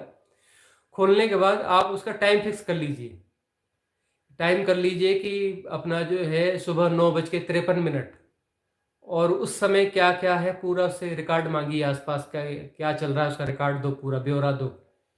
वह जो रिकॉर्ड देगा कि आंखें खुल जाएंगी, इतने रिकॉर्ड देगा। आप खुद ही करवा लीजिए, अभी जो है आप जो है कोई एक समय आप लिख लीजिए कि क्या क्या घट रहा है, और उसको अपना लिख के रख लीजिए, वो समय और दिन और सब तिथि नोट करके रख लीजिए।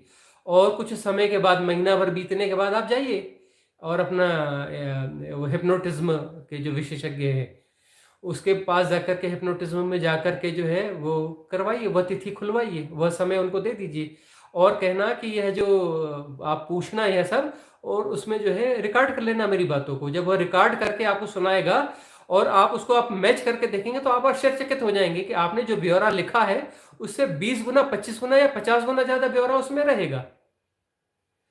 तो जब अमनी दशा होती है उस समय हमारी संवेदनशीलता जो है 100% होती है। हमारी संवेदनशीलता जो है ना अभी बिल्कुल कहीं पर ज्यादा घुस गई है, कहीं पर कम है, कुछ बेहोश है, कुछ ऐसी है वैसी है। उस समय हमारी संवेदनशीलता बिल्कुल प्योरिटी में रहती है और इम्प्रिंट जो है प्रॉपर बन रहा होता है। हमारे आसपास में जो भी घट रहा है उसका 100 में 100% इम्प्रिंट जो है वह आ जाएगा, 100% इम्प्रिंट आ जाएगा। अगला क्वेश्चन लेते हैं।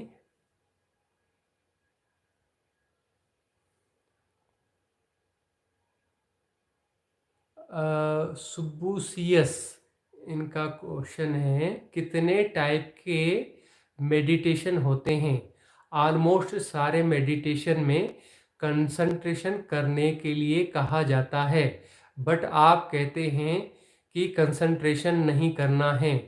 Please help us to understand. बहुत अच्छा क्वेश्चन है सुब्बू जी का।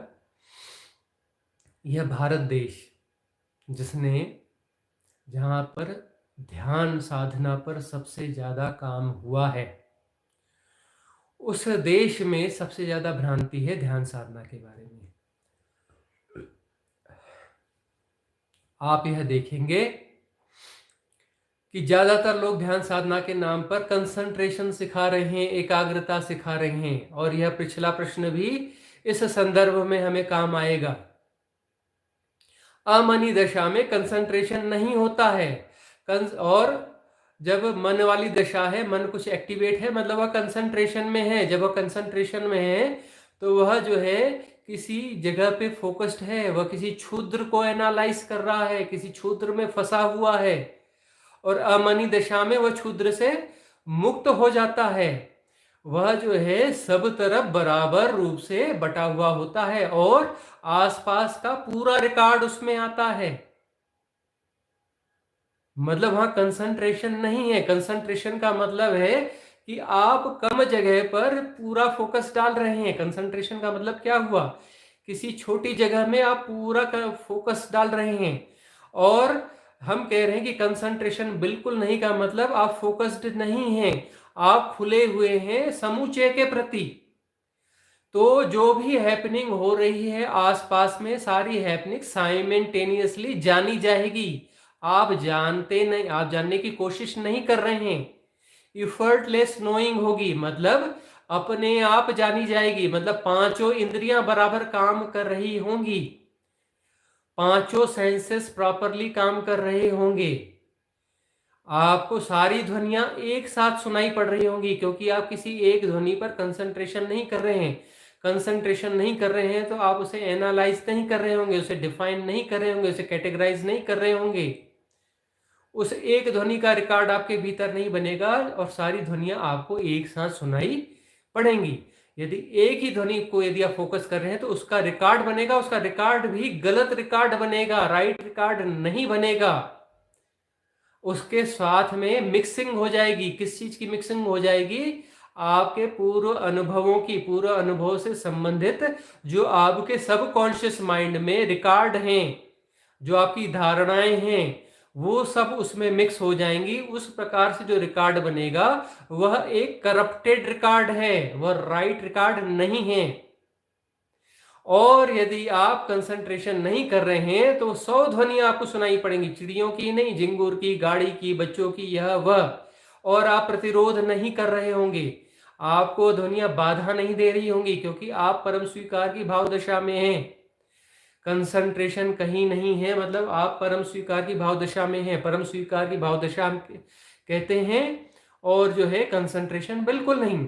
उसके अलावा आपको जो गंध है वह भी सुनाई देगी। बॉडी में जो जो सेंसेशंस हैं, सर्दी, गर्मी, यह वह, दर्द, कहीं चींटी चल रही, कहीं ऐसा, कहीं वैसा, जो विपश्यना में है वो बहुत सारी चीजें बताते हैं, वो सारी चीजें भी, ये संवेदनाएं भी आपको पता चलेंगी। आंखों के सामने जो जैसा प्रकट है, अंधकार तो अंधकार, प्रकाश तो प्रकाश, या जो किस प्रकाश की वलय है, या जो कुछ भी, जो भी दृश्य उपस्थित है वह अपने आप जाना जाएगा, अपने आप जाना जाएगा। उसमें एफर्ट नहीं होगा, एफर्टलेस होगा। तो यदि एफर्टलेस नोइंग हो रही है, कंसंट्रेशन नहीं हो रहा है, तो फिर तो वह ध्यान वही शुरुआत में ही घट जाता है, हैपनिंग वही हो जाती है। बाकी जो विधियां आप करते रहिए, हैपनिंग होती नहीं है। और कहीं पर हैपनिंग कहीं धोखे से हो रही है तो आपके पूर्व जन्मों की उच्च स्थितियों के कारण हो रही है। पूर्व जन्मों में आपने साधनाएं जो अच्छी की हुई हैं, पूर्व जन्मों के पुण्यों के कारण, गलत विधि के कारण कभी कभी धोखे से आपको ध्यान की हैपनिंग हो जाती है। उस विधि का उस पर कोई रोल नहीं है। ये आप समझें। अब एक बात होती है कि भाई ऐसा भी कोई ध्यान है एक ध्यान है, कंसंट्रेशन वाला एक ध्यान है, जिसमें कोई एक बिंदु बना दिया जाता है दीवार पर कहीं पर, और जो है उस बिंदु को देखा जाता है, या फिर त्राटक किया जाता है कि हम कोई ज्योति ले लेते हैं और उस पर ही उसे ही देखते हैं, या कोई सूर्य त्राटक करते हैं, यह है। लेकिन यह जो है आपके छठे चक्र पर सीधा काम करता है, आज्ञा चक्र। इस चक्र पर जो है वह सीधा काम करता है, इसे आपको एक्टिवेट करता है। और हम जो ध्यान की विधि बता रहे हैं, भारत में ये ध्यान की विधियां आपको नहीं मिलेंगी। सब कंसंट्रेशन कंसंट्रेशन कंसंट्रेशन सिखा रहे हैं। कुछ लोग होंगे जो अच्छा सिखा रहे हैं, लेकिन जो है हम उनके लिए भी बोल रहे हैं कि अब वो सुन करके अपनी विधियों को सुधार लें। क्रेडिट हमें ना दें, हमें क्रेडिट की कोई आवश्यकता नहीं है, लेकिन वो उन्हें सुधार लें। तो इस विधि में क्या होता है, आप किसी एक चक्र पे ध्यान नहीं कर रहे हैं, उसमें राइट अलाइनमेंट हो रहा है आपका। राइट अलाइनमेंट का मतलब ये कि सातों चक्र आपके अलाइनमेंट में आ रहे हैं, और उस हैपनिंग में सातों चक्र जो है प्रॉपर एक्टिवेट हो रहे हैं, और जैसे होने चाहिए आदर्श स्थिति में, उस स्थिति में अपने आप पहुंचने लगते हैं। सातों बॉडीज अलाइनमेंट में आने लगती हैं, और जो है आत्मज्ञान और आत्म साक्षात्कार के लिए, परम स्थिति के लिए जो आदर्श स्थितियां हैं वो बनने लगती हैं। डिवाइन कॉस्मिक सपोर्ट सिस्टम जो है, जो आपको हेल्प पहुंचाना चाहता है, उसके लिए आप खुले होते हैं। खुले होते हैं, और खुले होना ही ध्यान है। हम जो विधि करते हैं, विधि में हम इस बात की विधि कर रहे हैं कि हम प्रतिरोध हमारी तरफ से बंद हो जाए। मन क्या है? मन एक प्रतिरोध है। मन जो है, आप ध्यान में बैठते प्रतिरोध पैदा करता है। इधर का विचार आ रहा है, उधर का विचार आ रहा है, आपको इससे एसोसिएट कर रहा है। सबकॉन्शियस माइंड से तरह तरह के मेंटल पैटर्न्स जो है एक्टिवेट हो जाते हैं। एक्टिवेट होकर के आपको हैक कर लेते हैं। जो भी आप हैं, आपको हैक कर लेते हैं, आपको ऑपरेट करने लगते हैं। वह जो है उस अलाइनमेंट को आने ही नहीं देना चाहते हैं, उस अलाइनमेंट को आने ही नहीं देना चाहते हैं। और यह जो है, यदि हम खुले होते हैं, और यह विधि जो है शुरुआत में ही आपको पूरी तरह से खोल देती है। आप ईमानदारी से जो विधियां पड़ी हुई है ना लाइव सेशन में, एक भी विधि आप करिए, तुरंत आप खुल जाते हैं प्रॉपर वे में, जैसे आपको खुलना चाहिए। आप जो है पूरे अस्तित्व के प्रति, पूरे परम तत्व के प्रति प्रॉपरली खुल जाते हैं, और सारे सेंसेस आपके अपने अलाइनमेंट में आ जाते हैं, सारे चक्रास अलाइनमेंट में आने लगते हैं। और डिवाइन कॉस्मिक सपोर्ट सिस्टम, जो अब तक का सबसे सुंदर और सबसे बड़ा और स्वर्णिम सब सपोर्ट सिस्टम है, ये गोल्डन एरा है, ये इतना जबरदस्त डिवाइन सपोर्ट सिस्टम है, जो आपको परमात्मा बनाने के लिए सहयोग देने पर बिल्कुल एक्टिवेट है, खड़ा हुआ है। वह आपको सपोर्ट देना शुरू कर देता है, सपोर्ट करने के लिए खड़ा ही हुआ है, और आप अलाइनमेंट में आने लगते हैं, परम स्वीकार की भावदशा में रहते हैं। और वह मन जो उसको बाधा दे रहा होता है, वह बाधा देना बंद कर चुका होता है। नो माइंड की स्टेट में आप आ रहे होते हैं, आप जो है अमनी दशा में आ जाते हैं, और उस अलाइनमेंट में डिवाइन सपोर्ट सिस्टम आपको हील करने लगता है, राइट अलाइनमेंट में ले आता है, और आपको उस अवस्था में ले जा लेता है जो कि परमात्मा की अवस्था है, जो कि आत्मज्ञान की अवस्था है, जो कि कैवल्य की अवस्था है, जो कि मोक्ष की अवस्था है, जो कि निर्वाण की अवस्था है, निर्वाण तक। ये तो दोनों क्वेश्चन संयोग से देखिए अस्तित्व का कैसा है कि पहला क्वेश्चन आया और दूसरा क्वेश्चन आया, दोनों आपस में रिलेवेंट है। इससे बहुत बड़ी मिस्ट्री आज खुली है। ये हमारे लिए भी खुली है, हैपनिंग है, होती है, हमारे माध्यम से हैपनिंग हुई है, लेकिन हमारे लिए भी खुली है। काफी कुछ अच्छा खुला है।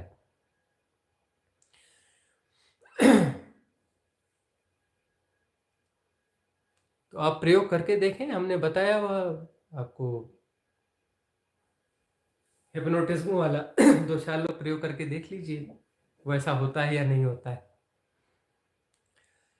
मैग जी ने फिर से भेजा है, अगर ध्यान लगने पर एक अवस्था ऐसी आई जब आप डरने लगे कि अब कोई आसपास है, कोई एनर्जी आप महसूस करें आप अपने आसपास, तो क्या करें? हाँ यह प्रश्न जो है सभी साधकों का है। यह हमारे साथ भी इनिशियल स्टेज में हुआ है, जब युवावस्था में थे। उसमें जब ध्यान की गहरी अवस्था आती थी, हम जंगल में बैठे रहा करते थे। एक बार जंगल में चांदनी रात में, आधी रात थी, घना घोर जंगल, दूर दूर तक कोई बस्ती नहीं, और वहां पर इतनी गहरी अवस्था घटी ध्यान की, और तब हमें लगा कि कोई आसपास है, और जो है वह मनुष्य नहीं है, कोई एंटिटी है, और पता नहीं वो एंटिटी कौन सी है, भूत है, प्रेत है, क्या है। और हम बहुत छोटी उम्र में थे, नव युवावस्था में थे, और किशोर अवस्था में रहे होंगे। तो फिर जो है वहां पर मन एक्टिवेट हुआ और मन ने सजेशन देना शुरू कर दिया, और बहुत गहरी अवस्था थी और काफी लंबी चल रही थी। 48 मिनट वो जो है बिल्कुल लगभग होने के करीब करीब वाली अवस्था थी,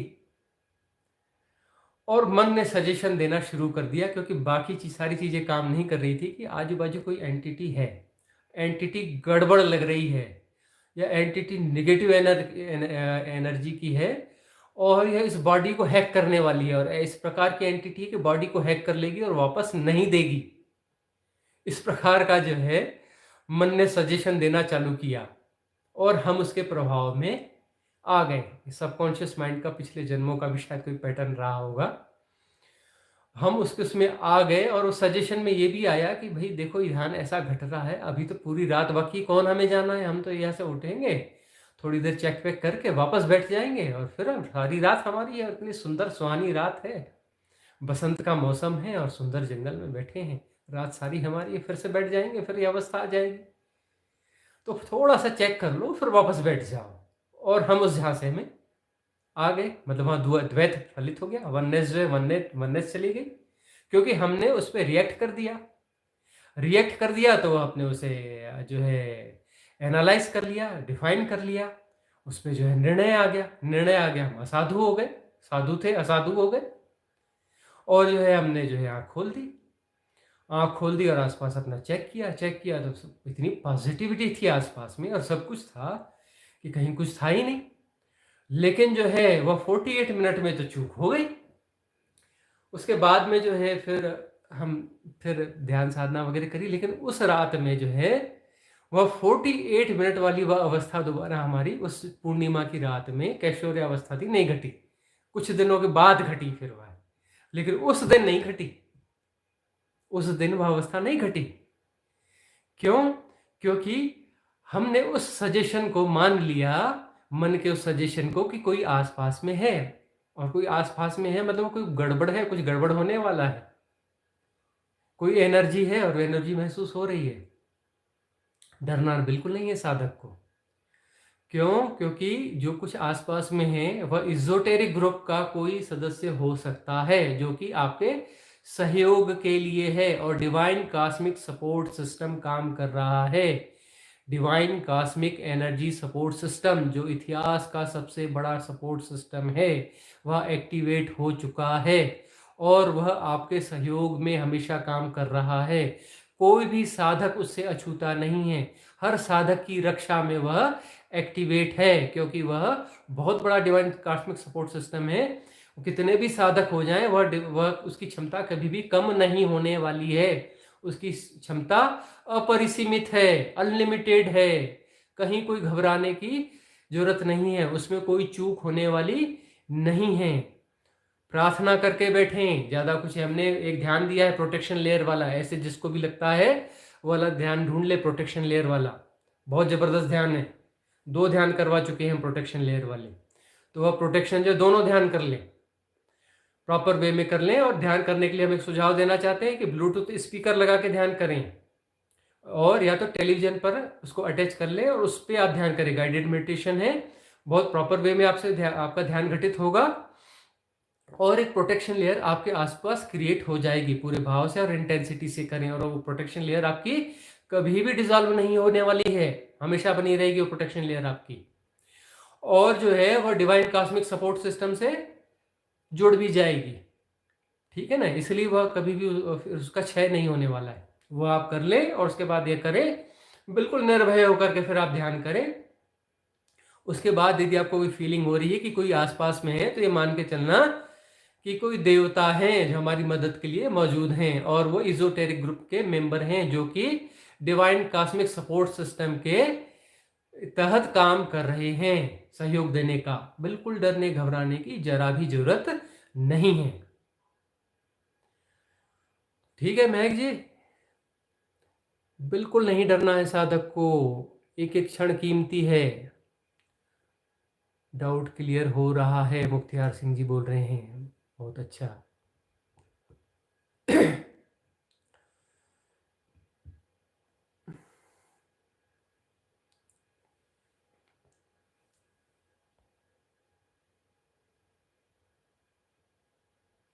एक क्वेश्चन ही आ रहा है, इसको हम फिर से ले लेते हैं। दिनेश गोयल जी का एक क्वेश्चन है, क्या हमें परिवार के सदस्यों की बातों को ज़्यादा महत्व नहीं देना चाहिए क्योंकि ये लोग हमें वांछित काम नहीं करने देते? क्या इनको क्षुद्र बातें समझ लेना चाहिए? परिवार के सदस्यों की जो बातें हैं पारिवारिक महत्व के लिए हैं या दूसरी चीज़ों के लिए हैं, तो उनको तो महत्व देना ही पड़ेगा सांसारिक चीज़ों में। लेकिन यदि साधना की दृष्टि से कोई चीज़ है, साधना की दृष्टि से कोई बातें वो कह रहे हैं जो आपकी साधना में बाधा बन रही हैं, तब तो आपको उसको उपेक्षा करना पड़ेगा, है ना।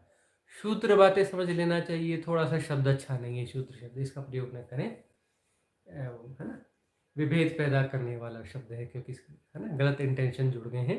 सब बराबर हैं, सब महत्व के लोग हैं, सबका सम्मान बराबर है, सब परमात्मा के बनाए हुए हैं। तो जो है हमें उनकी उन बातों को की उपेक्षा करनी चाहिए जो हमारी साधना के खिलाफ पड़ती है, लेकिन उनका विरोध जो है इस तरीके से न करें कि उनको ठेस पहुंचे, उनको हर्ट नहीं होना चाहिए, उनको हर्ट नहीं होना चाहिए। और जो है एक बात आप समझ लें कि आपके परिवार में जो लोग साधना करते हैं तो वो लोग तो आपकी बातों को समझेंगे, और साधना, सामूहिक साधना यदि आपके परिवार में हो रही है तो बहुत अच्छी बात है। या तो यदि आपके परिवार लोग भी के सभी लोग साधना करते हैं या कुछ लोग साधना करते हैं और समूह साधना आपके घर में हो रही है, तो आप भाग्यशाली हैं, आपका सौभाग्य है। और आपकी बातों को परिवार के लोग साधनात्मक बातों को यदि समझ रहे हैं तो बहुत अच्छी बात है। लेकिन यदि आपके परिवार के लोग आपकी साधनात्मक बातों को नहीं समझ रहे हैं तो उनके साथ बहस बिल्कुल नहीं करना चाहिए, उनको साधना के समझाने की कोशिश नहीं करनी चाहिए। अभी एक हिंसा है, वह अपनी फ्री विल को जी रहे हैं, उनको अपनी फ्री विल को जीने देना चाहिए, उनको जबरदस्ती साधना में लाने की कोशिश नहीं करना चाहिए। और अपने आप को मैं साधक हूं करके अपने आप को विशिष्ट नहीं बताना चाहिए, यह आपके अहंकार को बढ़ावा देगा, आपके अहंकार को बढ़ाएगा। आप साधना करते हैं इसलिए आप ऊंचे हैं, आपके परिवार के लोग साधना नहीं करते हैं इसलिए वह नीचे हैं, यह बिल्कुल गलत बात है। ऐसी भावना मन में नहीं लाना चाहिए, यह आपके अहंकार को बढ़ावा देगा। और आपके परिवार के लोग यदि साधना की बातें नहीं समझ रही हैं तो कोई बात नहीं, आप उनसे साधना की बात ना करें। आप अपनी साधना ऐसी करें कि आपके परिवार के लोगों को डिस्टरबेंस ना हो। आप उनका सम्मान करेंगे तो धीरे धीरे वो भी आपका सम्मान करेंगे। आप ऐसे कमरे में, ऐसे समय में, ऐसी अवस्था में ध्यान करें कि आपके परिवार वालों को पता भी न चले और उनको डिस्टर्ब ना हो। तो धीरे धीरे जो है सम्मान, क्योंकि वो चीज़ लौट के आती है, जो आप देंगे वही लौट के आएगा। तो आपके परिवार के लोग भी आपके प्रति सम्मान से भरेंगे। जब उन्हें जैसे भी स्पष्ट होगा कि आप इस समय साधना में होते हैं तो वो आपको डिस्टर्ब नहीं करेंगे। और जो भी ऐसी बातें जो साधनात्मक हैं और आपके परिवार के लोग उन्हें महत्व नहीं देते हैं, इसका अर्थ यह होता है कि आप जबरदस्ती अपनी साधनात्मक बातों को शेयर कर रहे हैं परिवार के उन लोगों के साथ में जो साधना में नहीं है। जो साधना में नहीं है आपके परिवार के लोग, उन्हें आपको जबरदस्ती साधना की बातें शेयर नहीं करनी चाहिए। ठीक है ना दिनेश जी?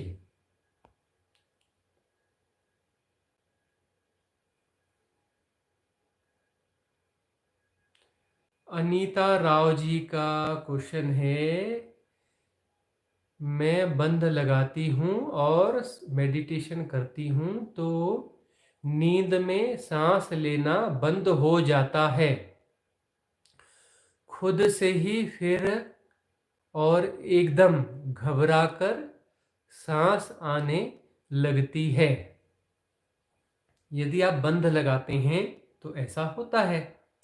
तो अनीता जी, आपको ऐसा करना चाहिए कि बंध लगाने की आपको ज़रूरत नहीं है। और जब आप साधना में पहले से ही हैं, तो बंध साधना में सहयोगी ज़रूर होते हैं, लेकिन वो आपको जो है कुछ समस्या पैदा कर रहे हैं, तो बंध न लगाएं और दूसरी सहज साधनाएं हैं वो साधनाएं करें। बंध लगाने से ही साधना होगी ऐसा बिल्कुल आवश्यक नहीं है। बगैर बंध के भी लोग साधना करते हैं, बहुत सारे।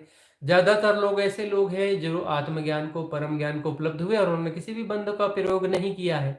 तो बंध लगाना कोई अनिवार्यता नहीं है परम ज्ञान को उपलब्ध होने के लिए। सहयोगी जरूर है, उनका विज्ञान है, बहुत अच्छा विज्ञान है, लेकिन चूंकि बंध लगाने से आपको कुछ दूसरी समस्या हो रही है, तो आप ऐसे ध्यान करें जिसमें बंध लगाना अनिवार्य ना हो। हमने जो भी ध्यान की विधियां दी हैं उसमें कोई भी बंध नहीं लगाया जाता है, और ऐसी ध्यान की विधियां हैं जो तुरंत आपको परम गहराइयों में ले जा लेती हैं। तो इनका प्रयोग करके देखें। यदि आपको यह साधनाएं उपयोगी लगती हैं और यह साधनाएं आपको लाभ देती हैं, तो आप इन्हें जो है कर लें। इन्होंने एक क्वेश्चन को न जाने कितने बार लिख दिया है। विश्वामित्र की कहानी भी ऐसी ही है। अच्छा,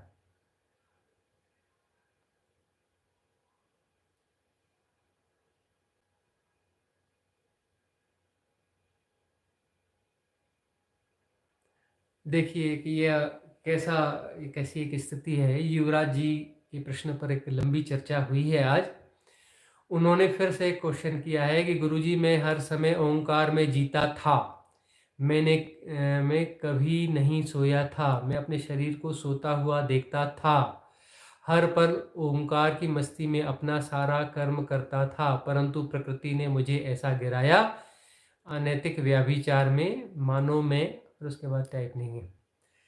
तो देखिए, ये सेल्फ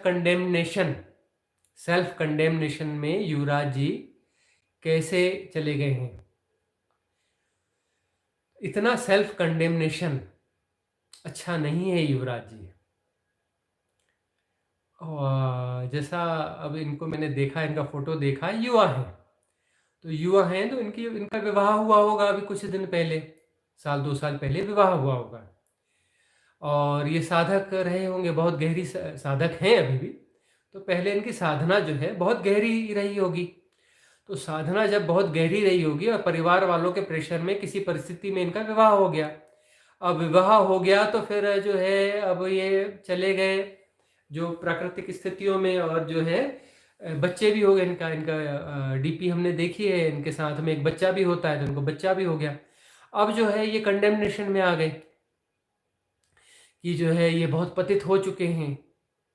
मतलब खुद की ही आलोचना करें, आत्मालोचना से इतने ग्रस्त हो गए कि इन्हें लगता है कि ये पूरी तरह से पतित हो गए, ये हो गए। आत्मालोचना ने इनको इस स्थिति में पहुंचा दिया कि ओमकार का नाद इन्हें सुनाई पड़ना बंद हो गया है। यदि युवराज जी जो है सेल्फ कंडेमनेशन को छोड़ दें, आत्मा आलोचना करना छोड़ दें, और जो है उस गृहस्थी में जो प्रवेश कर लिया है उसे स्वीकार कर लें, और गृहस्थी के साथ में अपनी साधना को जैसा अनुकूल हो वैसा करते चलें, हम कहते हैं इस स्थिति में दिन 2 दिन के अंदर ही उन्हें ओमकार का नाद वापस सुनाई पड़ना चालू हो जाएगा, दिन 2 दिन में। और जब वो गृहस्थी में आ चुके हैं तो गृहस्थी कोई बुरी चीज नहीं है। आप जो है उस गृहस्थी में उनके प्रति देखिए, अपने जो कपल आपका जो जीवन साथी है उनके प्रति सम्मान का भाव रखें, और इस प्रकार की सेल्फ कंडेमनेशन में न पड़े, और जो है साधना करते चलें। आप जो है उस स्थिति को, अब पुराना कृष्ण था ना, अधोगति, अधोगति से आप उच्च स्थिति में वापस आ जाएंगे। चिंता की कोई बात नहीं है। आप पुराने ऋषि मुनियों को देखिए, आप गुरु नानक देव जी को देखिए, कबीरदास जी को देखिए, सब ग्रस्त रहे हैं। भाई हमने इस जन्म में विवाह नहीं किया, ठीक है ना, और जो है स्थिति परिस्थितियों से बहुत जल्दी हम बाहर निकल आए। तो यह इस कारण हुआ कि पिछले जन्मों की हमारी साधनाएं थी और हम बाहर निकल आए। लेकिन पूर्व जन्मों में हम भी ग्रस्त रहे होंगे, ये सारी स्थितियां हमने भी देखी होंगी, और पूर्व जन्मों में हमने तब भी साधनाएं करी हैं।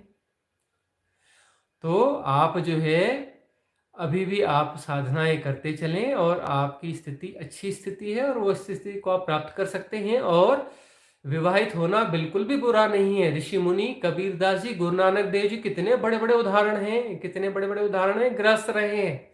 भगवान कृष्ण गृहस्थ रहे हैं और गृहस्थ स्थितियों में इन्होंने कितनी उच्च अवस्था को प्राप्त किया है। कंडेमनेशन बिल्कुल न करें आप। गृहस्थ स्थिति में भी परम स्थिति को प्राप्त किया जा सकता है।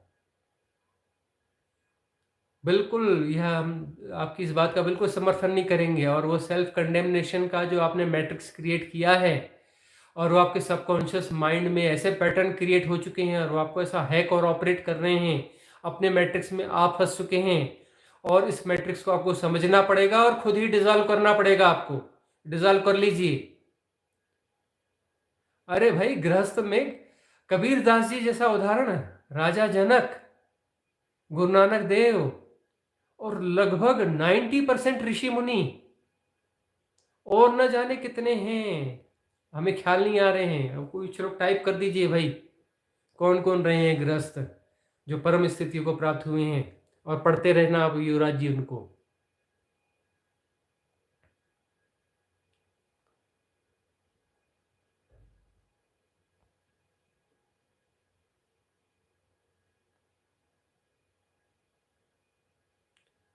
फिर इनका एक क्वेश्चन आया, तब से मैं न जीता हूँ न मरता हूँ, मन के खेल खेल रहा हूँ, हमेशा आत्मग्लानि में जीता हूँ। बिल्कुल न जिए। नियो जी ने जवाब भी दे दिया है, गिल्ट के मैट्रिक्स से बाहर निकलें और आगे बढ़ें।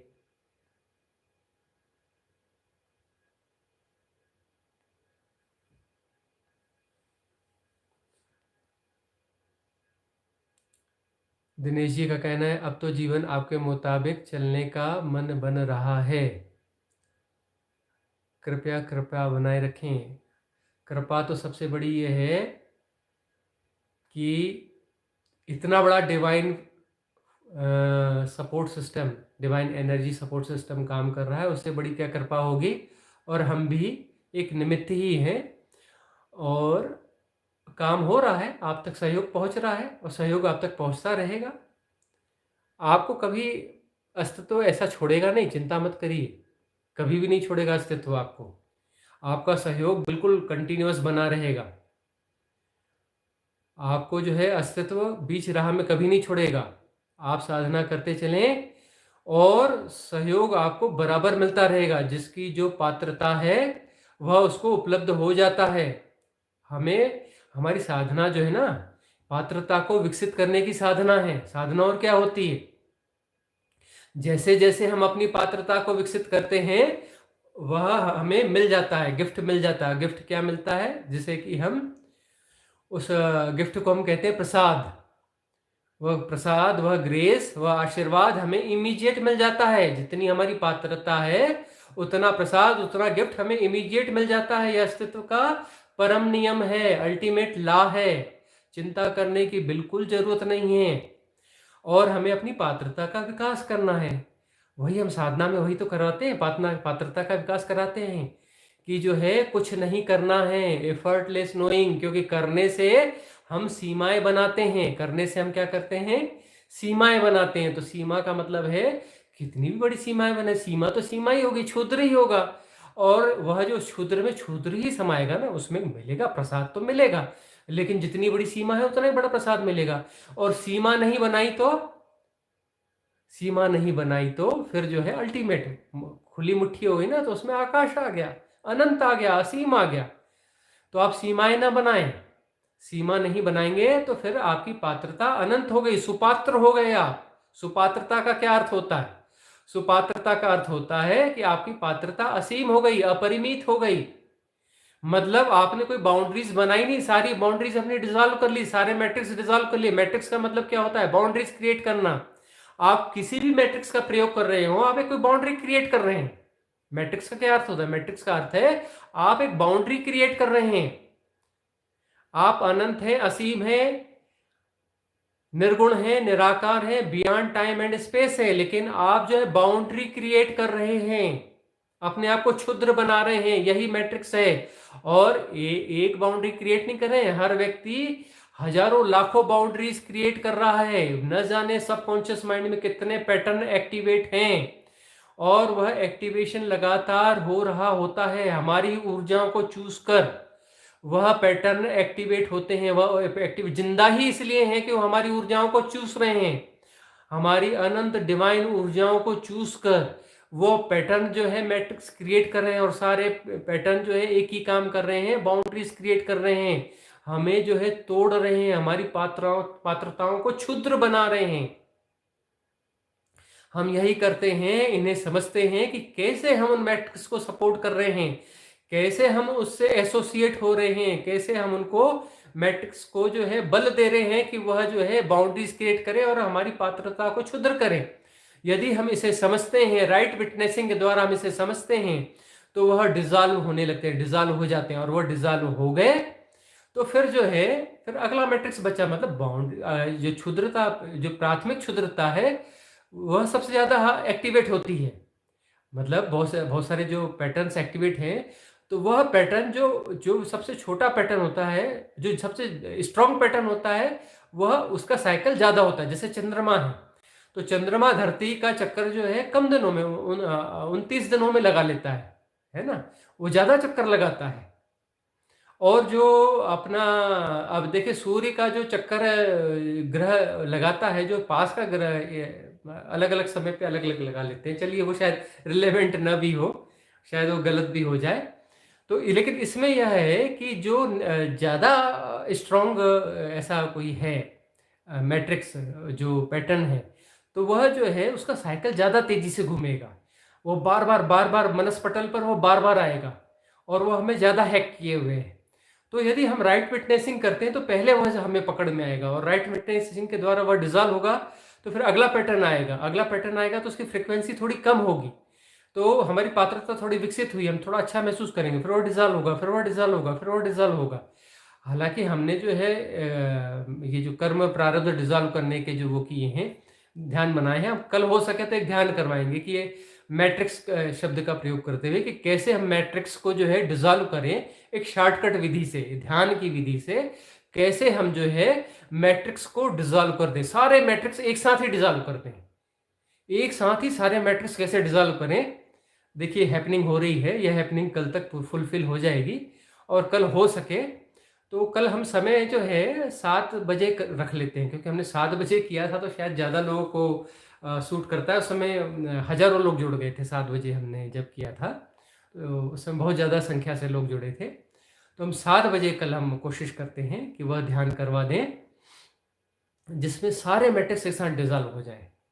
तो हम करते यही हैं कि अपनी पात्रता को जो है हम विकसित करते हैं, पात्रता को विकसित करना है। तो जैसे जैसे सारे मैट्रिक्स डिजॉल्व होंगे, हमारी पात्रता विकसित होती जाएगी। और यदि हम परम स्वीकार की भावदशा में हैं, परम स्वीकार की भावदशा का अर्थ यह होता है कि किसी मैट्रिक्स को हम एक्टिवेट होने की कोई सहूलियत दे ही नहीं रहे हैं, किसी मैट्रिक्स को हम एक्टिवेट होने की सहूलियत नहीं दे रहे हैं, तो उस समय जो है हमारी पात्रता अनंत और असीम हो गई।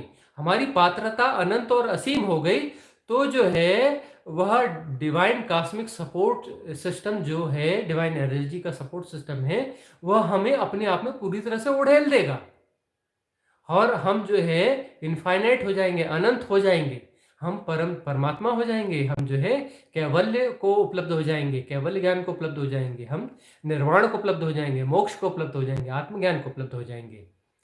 चर्चा काफ़ी लंबी हो चुकी है वैसे, बहुत सारे लोगों के मूड से तो लग रहा है कि उन्हें कोई फर्क नहीं पड़ता, चर्चा कितनी भी लंबी हो बने रहेंगे। एक क्वेश्चन और ले लेते हैं, फिर आज हम समाप्त करेंगे, फिर कल जो है वो वाला हम ध्यान करवाएंगे, है ना, मैट्रिक्स को कैसे सामूहिक रूप से एक बार में डिजॉल्व कर लें, एक बार में ही डिजॉल्व कर दें सारे के सारे मैट्रिक्स। कल वह ध्यान करवाते हैं और 7 बजे से लाइव मेडिटेशन करवाएंगे। थोड़ी सी आप तैयारी रखिएगा, उसके लिए आपको कुछ व्यवस्थाएं करनी हो तो कर लीजिएगा, क्योंकि वह ध्यान आपने लाइव अटेंड करना ही है। उस समय में प्रे करेंगे डिवाइन कॉस्मिक सपोर्ट सिस्टम से कि सारी एनर्जीज और सारे एजोटेरिक ग्रुप लगा दें आज, कि आज हमें वह परम हैपनिंग हो जाए। एक या क्वेश्चन सुब्बू जी का फिर ले लेते हैं। ध्यान मीन्स कंसंट्रेशन है क्या? कितने टाइप ऑफ मेडिटेशन होते हैं? फिर से उन्होंने क्वेश्चन किया है। कंसंट्रेशन का मतलब बहुत कुछ हो सकता है सिवाय ध्यान के।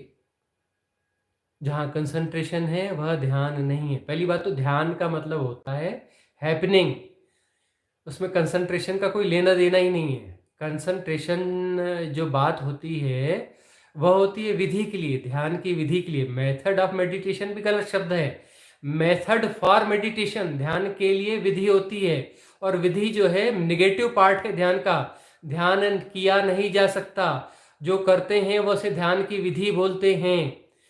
वह ध्यान नहीं है, ध्यान घटता है। ध्यान परमात्मा की कृपा है, अस्तित्व की कृपा है। जो हम करते हैं वह ध्यान नहीं है, हमारी औकात नहीं है कि हम ध्यान कर सकें। और जो किया जाता है वह कृत्य है, वह ध्यान नहीं है। ध्यान का अर्थ है वहाँ कुछ नहीं हो रहा, कुछ नहीं किया जा रहा है, कुछ करना नहीं होता है, वह ध्यान है। कुछ कर रहे हैं तो वह कृत्य होता है, ध्यान नहीं होता। ध्यान का अर्थ होता है कि वहाँ कुछ नहीं किया जा रहा है, सब हो रहा है और अपने से हो रहा है, अस्तित्वगत हो रहा है। हम कुछ नहीं कर रहे हैं, हम कुछ नहीं कर रहे हैं, वह ध्यान है। तो कंसंट्रेशन ध्यान बिल्कुल नहीं हो सकता। कंसंट्रेशन का मतलब है आप कुछ कर रहे हैं, यू आर डूइंग समथिंग। आप जब कुछ कर रहे हैं तो वह कृत्य है, ध्यान बिल्कुल नहीं है। ध्यान का अर्थ है कि आप कुछ नहीं कर रहे हैं। जब आप कुछ नहीं कर रहे हैं तब आप हैं ही नहीं। जब आप हैं ही नहीं तब वहाँ जो घटता है, जो हैपनिंग है, वह ध्यान है। कितने टाइप ऑफ मेडिटेशन होते हैं? मेडिटेशन का एक ही टाइप होता है क्योंकि वह हैपनिंग है। और जो टाइप होते हैं वह विधियों के होते हैं, मेथड के होते हैं। मेथड के अनगिनत टाइप हो सकते हैं। भगवान शिव ने 112 विधियां दी हैं ध्यान की, और बहुत सारे लोगों ने बहुत सारी विधियां दी हैं। हमने भी बहुत सारी विधियां दी हैं जो कि आपके YouTube चैनल पर मौजूद हैं, है ना। बहुत सारे संतों ने बहुत सारी विधियां दी हैं ध्यान की। ध्यान की अनगिनत विधियां हो सकती हैं, ठीक है ना। गोरखनाथ जी ने तो न जाने कितनी विधियां दी हैं। इतनी विधियां दी कि लोगों के दिमाग घूम गए। और एक शब्द आ गया, गोरख धंधा। ये क्या गोरख धंधा लगा रखा है, ये विधि करो, ये काम नहीं करी, अच्छा ये विधि कर लो, ये विधि कर लो, चलो आज नई विधि करा देते हैं, चलो ये विधि कर लो। गोरख धंधा, ये क्या गोरख धंधा लगा रखा है। आज भी ये कहावत चलती है। गोरख धंधा का मतलब इतनी विधियां हैं कि जो ख्याल भी नहीं रहती, याद भी नहीं रहती। अरे ये नहीं तो ये विधि, चलो अगली विधि दे देते हैं, वो थकते ही नहीं यार, तुमको अच्छा नहीं काम करे, चलो नई विधि दे देते हैं। तो गोरख धंधा शब्द आ गया है। तो बहुत सारे संतों ने बहुत सारी विधियां दी हुई हैं। तो आज परिचर्चा हम पूरी करते हैं यहाँ पर। और